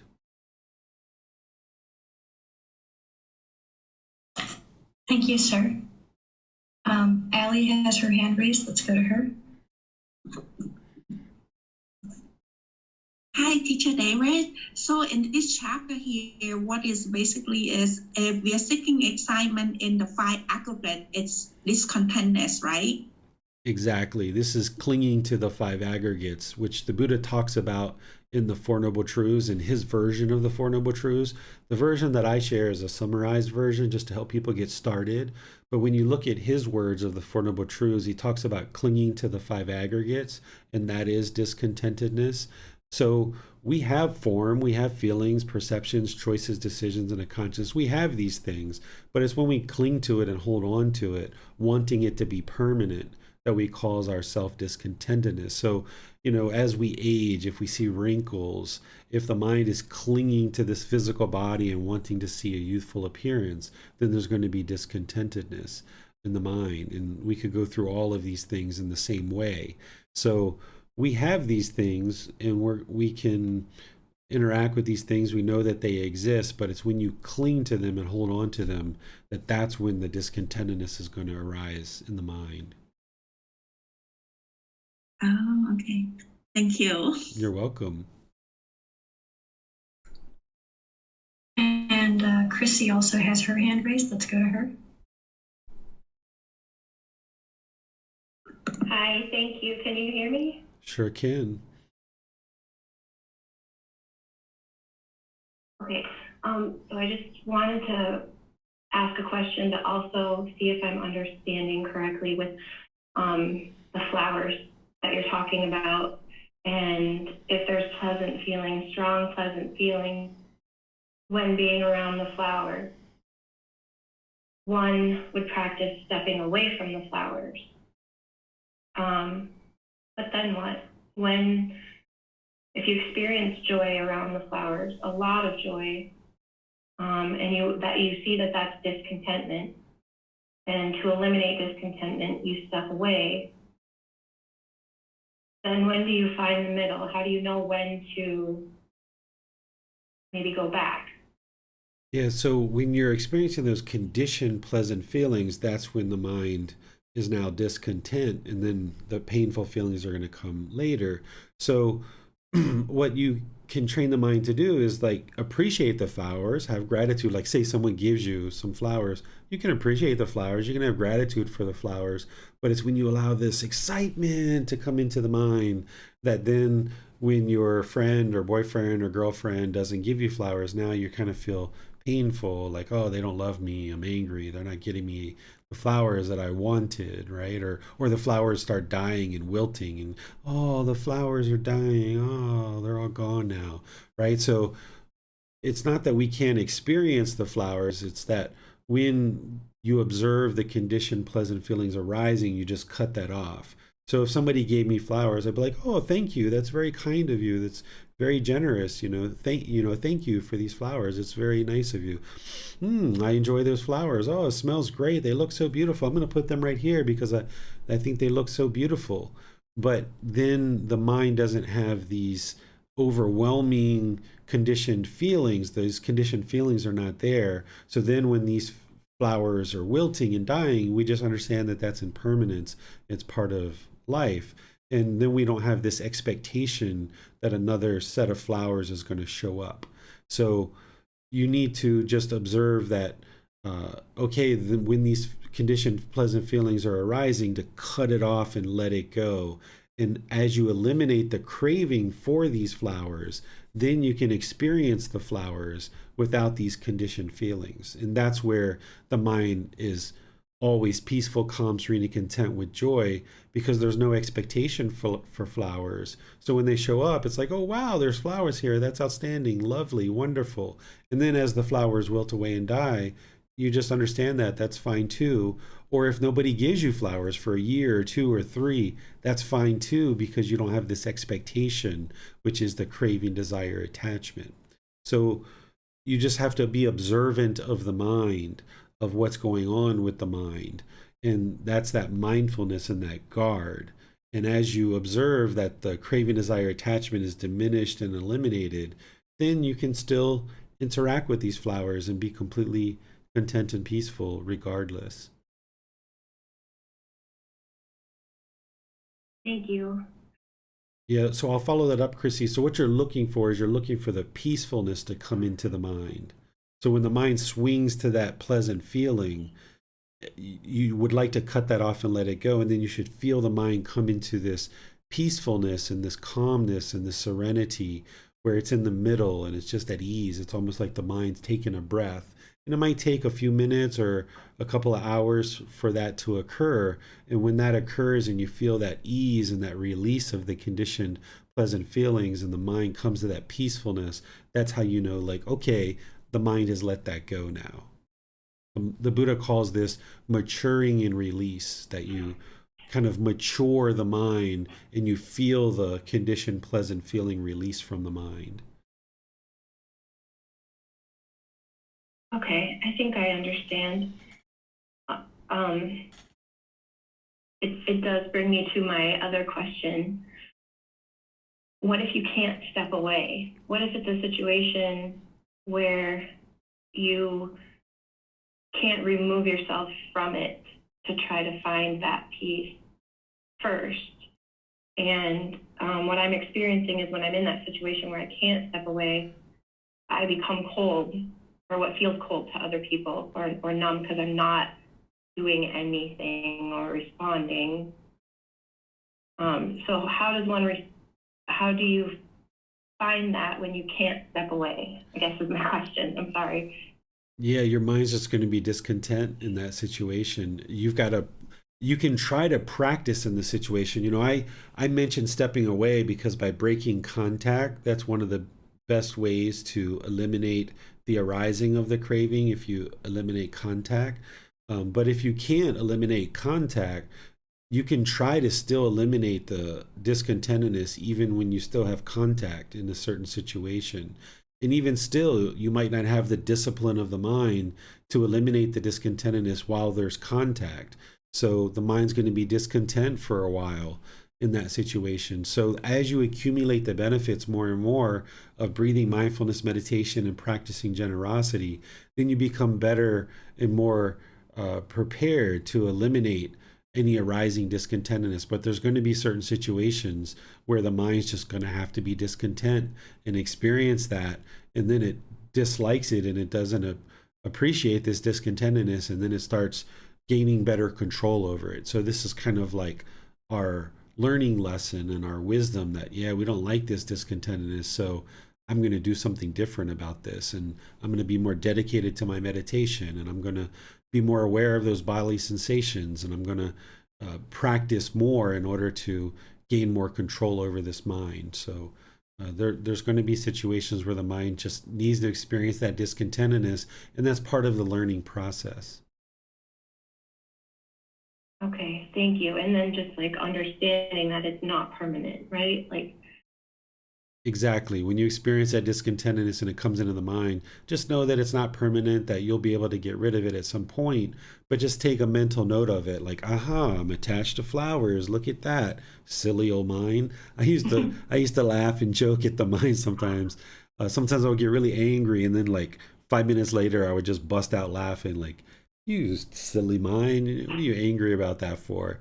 And that can be a way to really release it from the mind, is just sometimes laugh at the mind like it's this third entity, and look how silly it is that it's angry about this silly little thing when it's just so small and insignificant. thank you, teacher. You're welcome. It appears those are all the questions that we have for right now, sir.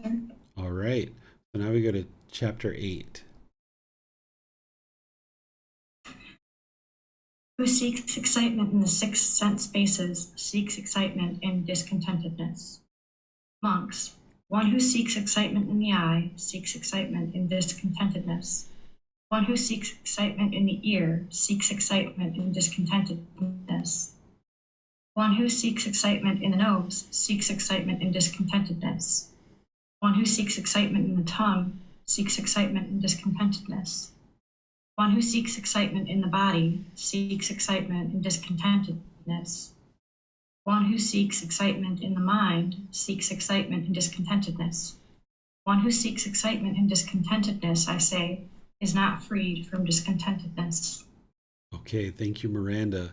So this is the same thing as we saw in the previous chapter, but instead of the 5 aggregates, the Buddha is talking about the 6 sense bases here, that if the mind has this craving and yearning for pleasant feelings through the 6 sense bases, then there's going to be discontentedness. So when you're experiencing things through the eyes, ears, nose, tongue, body, and mind, you just have to kind of get ahead of the curve. Don't allow the mind to cling to it. So if you're going on a holiday and you're driving down the road and you see this beautiful view, it's like, oh my goodness, that's a great view. Let's pull over and take a look.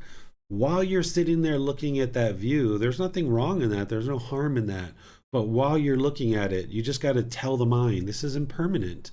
I can enjoy this in the moment and I can look around and wow, this is absolutely outstanding. But at some point, I'm going to get in the car and we're going to drive away from this. Whereas if you don't tell yourself and you don't understand that it's impermanent, then when you get out and it's time to go, it's like, oh, I don't want to go. I could sit here all day and look at this view. So what you tend to do is, when you're eating a piece of chocolate cake and you take that first bite, it's like, oh, wow, that's good. Like right away, this is impermanent. I'm only going to enjoy it in this present moment. It's going to be gone in a couple of bites here, right? So when you observe certain pleasantness coming into the mind, this kind of can help Chrissy too with her question, that when you observe certain pleasantness coming into the mind, just work to cut that off and let it go. And even if you're not able to, just tell yourself, this cake is impermanent. This is impermanent. This is impermanent. You might have to tell yourself that several times. You can enjoy it in that moment, but then just know that it's impermanent and don't allow the mind to cling to it or attempt to hold on to it, wanting it every time. And know that you can't get that chocolate cake every time, or this view is going to be done with in a matter of minutes after you decide to get back in the car and move on. So by understanding impermanence and telling the mind that all these things are impermanent, when you start observing this pleasant feelings arising, then when you need to move on from that or you're done with the chocolate cake, then you won't experience these painful feelings as a result. Questions on this chapter? Chrissy has her hand raised, so let's go to her.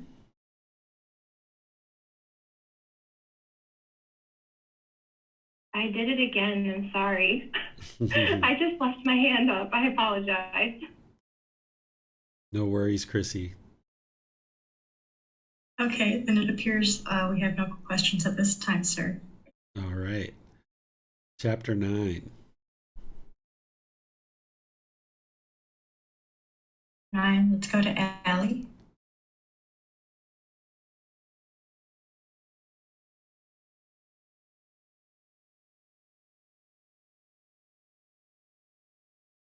Chapter 9, one dwelling with craving as a partner. Venerable Sir, in what way is one dwelling with a partner?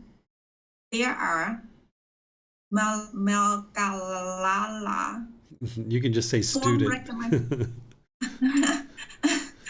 Form recognized by the eye that are desirable, lovely, agreeable, pleasing, sensually enticing, tempting.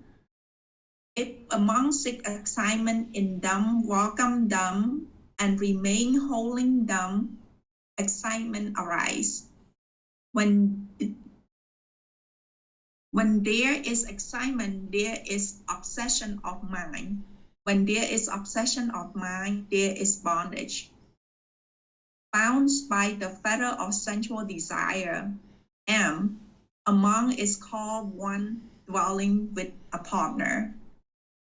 There are M, sound recognizable by the ear, odor recognizable by the nose, flavor recognizable by the tongue, physical object recognizable by the body, mental object recognizable by the mind that are desirable, lovely, agreeable, pleasing, sensually enticing, tempting. If among 6, excitement in them, He is called one dwelling with a partner. M. Even though a monk who dwells thus resort to forest and grove, to remote lodging where there are few sound and little noise, and occupy hidden from people, appropriate for seclusion, he is still called one dwelling with a partner. For what reason? Because craving is his partner, and he has not abandoned it. Therefore, he is called one dwelling with a partner. Venerable Sir, in what way is one a lone dweller? There are forms recognized by the eye that are desirable, lovely, agreeable, pleasing, sensually enticing, tempting. If a monk does not seek excitement in them, does not welcome them, and does not remain holding to them, excitement is eliminated. When there is no excitement, there is no obsession of mind. When there is no obsession of mind, there is no bondage. Released from the fetter of sensual desire. M. A monk is called a lone dweller. There are sound recognized by the ear, odor recognizable by the nose, flavor recognizable by the tongue, physical object recognizable by the feet, mental object recognizable by the mind that are desirable, lovely, agreeable, pleasing, sensually enticing, tempting. If a monk does not seek excitement in them, he is called a lone dweller. Even though a monk who does life in a vicinity of a village, association with male and female ordained practitioner, with male and female household practitioners, and king and royal minister, with sectarian teacher and their disciple, he is still called a lone dweller. For what reason? Because craving is his partner and he have abandoned it. Therefore, he is called a lone dweller. All right. Thank you, Ali. So here, the Buddha is essentially relating craving to being this partner, essentially this partner that you're carrying around on your shoulder. He also calls it a burden in other parts of his teachings, that we're carrying around this burden or this partner, because as we're going around the world and the mind is pulling in all these different 6 directions through the 6 sense bases, this is what tires out the mind. If you get to the end of your day and you're just utterly tired and exhausted, that's because the mind is pulling in all these different directions. And it can weigh on the mind and it can weigh on the body. Someone's dwelling with a partner, this burden. The mind is bound up. It's got this bondage because of this obsession, this craving, desire, attachment through these 6 sense bases. And conversely, when you let go of that and you no longer have this craving, desire, attachment, you've laid down the burden. You no longer have this partner. The mind is not obsessed through these 6 sense bases, pulling and yearning and longing towards the objects of its affection. It's released this fetter of sensual desire. Then the mind is no longer bound up. And the Buddha calls this a lone dweller. You're able to dwell alone by yourself, that you aren't always longing and yearning for something else. That's where the boredom and loneliness comes in, is that when you're alone, you have this partner, you have this craving, you're longing for something else, and the mind becomes lonely. But if you get rid of this craving, this desire, this longing and yearning, the mind is not bound up. And now when you're alone, you feel completely content and peaceful. Let's see, what else does he talk about here? That's pretty much everything. Any questions on this chapter? Yes, sir. On Facebook, Manal asks, would characterizing something as extra or remarkable, as in this flower is extra beautiful due to the fact that it began blooming, a certain indicator that much needs to be worked on related to attachment and craving of the senses involved? It is sometimes to separate the mind as observer versus the mind entangled in sensory input. So if a scent was produced once per year, would it be healthy to observe the nuanced changes and move on, or would stopping to enjoy the sight and scent be caught in perception enough to work on elimination? How would one practice this better? Yeah, so just observing that a flower is beautiful and wow, it's just so beautiful. This is an outstanding, amazing flower. That doesn't necessarily mean there's craving, desire, attachment in the mind. It could mean that it's there, but it really depends on what the mind is experiencing in terms of conditioned pleasant feelings, painful feelings, or neither painful nor pleasant. Our words can be indicators of whether there's craving, desire, attachment in the mind, but just acknowledging that something is beautiful doesn't necessarily mean that there's a craving there. So this is where mindfulness is so important, and having that awareness of mind. An individual practitioner has to develop the mindfulness so that they're aware when these conditioned feelings are arising, and then they'll be able to know for themselves whether I can just say, wow, this is an absolutely outstanding, amazing, beautiful flower. I absolutely think this flower is so beautiful.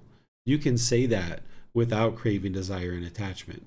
Or it could be a craving, desire, attachment. You can see, well, at least I can tell through someone's bodily actions and their expressions on their face and their tone and tempo and the way that they're expressing it. You can see in their bodily movements whether there's actually a craving there or not.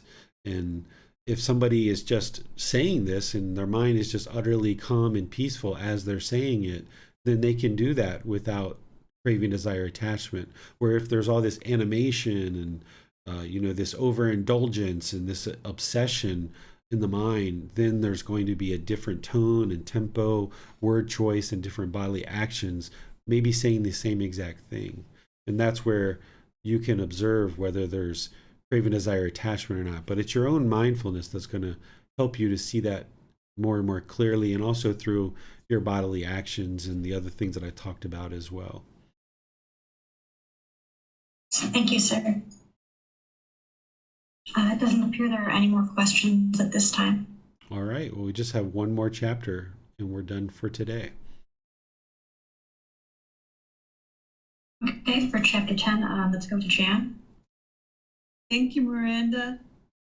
Incapable of growth, increase, and maturity in the teachings and discipline. Monks, when a cattle worker possesses 11 factors, he is incapable of keeping and caring for a herd of cattle.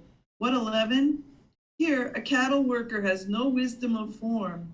He is unskilled in characteristics. He fails to remove flies' eggs. He fails to dress wounds. He fails to smoke out the sheds. He does not know the watering place. He does not know what it is to have drunk. He does not know the road. He is unskilled in pastures. He milks dry, and he shows no extra veneration to those bulls who are fathers and leaders of the herd. When a cattle worker possesses these 11 factors, he is incapable of keeping and caring for a herd of cattle. So too, monks, when a monk possesses 11 qualities, he is incapable of growth, increase, and maturity in these teachings and discipline. What 11? Here a monk has no wisdom of form. He is unskilled in characteristics. He fails to remove flies' eggs. He fails to dress wounds. He fails to smoke out the sheds. He does not know the watering place. He does not know what it is to have drunk. He does not know the road. He is unskilled in pastures. He milks dry, and he shows no extra veneration to those elder monks of long standing who have long gone forth, the fathers and leaders of the community. How does a monk fail to remove flies' eggs? Here, when a sensual desire has arisen, a monk tolerates it. He does not abandon it, remove it, do away with it, and obliterate it. When a thought of ill will has arisen, when a thought of harming has arisen, evil, unwholesome states have arisen, a monk tolerates it. He does not abandon it, remove it, do away with it, and obliterate it. That is how a monk fails to remove flies' eggs. How does a monk fail to dress wounds? Here, unseeing a form with the eye, a monk grasps grasps at its signs and features, even though when he leaves the eye sense base unguarded, evil and wholesome states of craving and aversion might invade him. He does not practice the way of its restraint. He does not guard the eye sense base. He does not undertake the restraint of the eye facility. On hearing a sound with the ear, on smelling an odor with the nose, on tasting a flavor with the tongue, on touching a physical object with the body, on recognizing a mental object with the mind, he grasps at its signs and features. Even though when he leaves the mind sense space unguarded, evil and unwholesome states of craving and aversion might invade him, he does not practice the way of its restraint. He does not guard the mind sense space. He does not undertake the restraint of the mind sense space. That is how a monk fails to dress wounds. All right. Thank you, Jan. So here, this is just the opposite of the one that we saw before. He's talking about how to ensure that you don't grow on this path to enlightenment. And essentially what he's talking about is someone who's complacent. And these two factors that he's talking about here that are included is that if somebody has a thought of central desire, of ill will, or a thought of harming, then the mind just kind of tolerates it, allows it to be there. That we don't take right effort to abandon and eliminate that. That's what he's talking about here, is somebody who's complacent. So we can be complacent about our meditation practice and not actually meditate. That can be complacency. We can not study these teachings, which that can be complacency. But even if you're studying these teachings, and even if you're meditating and you observe a central thought arising, a thought of ill will, a thought of harming, and you don't take active action to apply right effort and eliminate that unwholesome mental state, that's complacency as well. And he talks about it down here as well with seeing a form or any other contact through the six sense spaces, that if we allow the mind to grasp and yearn and long through these sense spaces and the mind is unguarded, there's no mindfulness there, this is complacency as well. And it would be a practitioner's demise, or they would be incapable of actually progressing further on this path to enlightenment if they reside and continue to reside in this complacency. So where you see the mind longing through these sense spaces, you need to take action. You need to apply right effort to eliminate that mind longing through these six sense spaces. That's what's going to knock down the central desire. That's how you eliminate the fetter of central desire. That where you see the mind longing, you yank it back and you yank it back.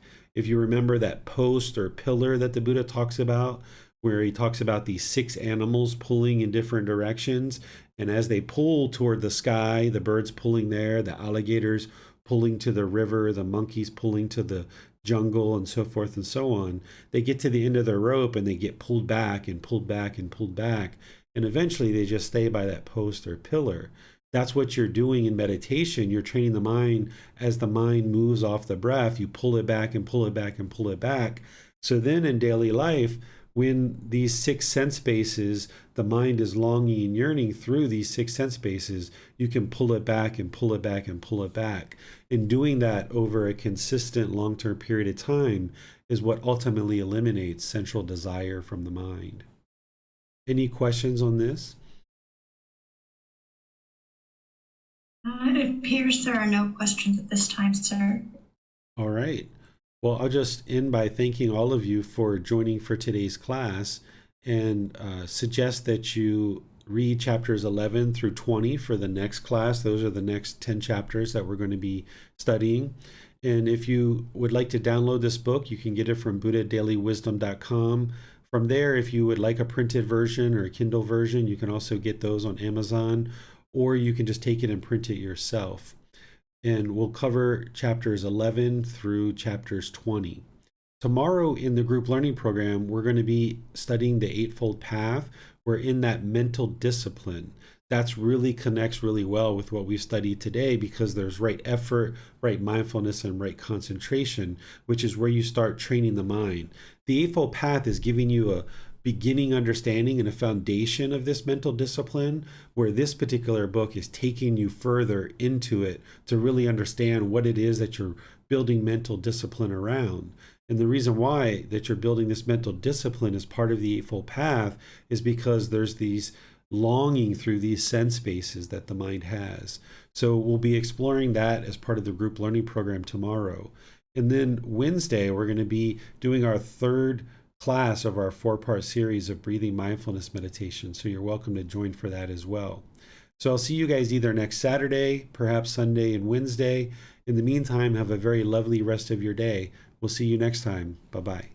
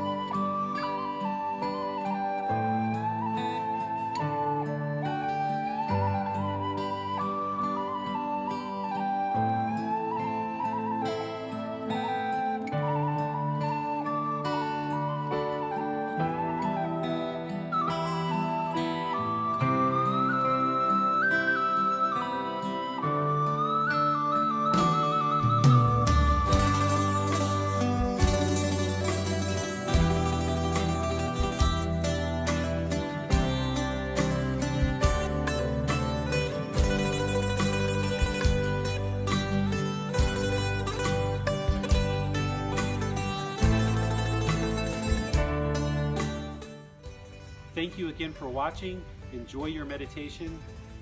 Look forward to seeing you online and answering any questions that you might have. Thank you so much.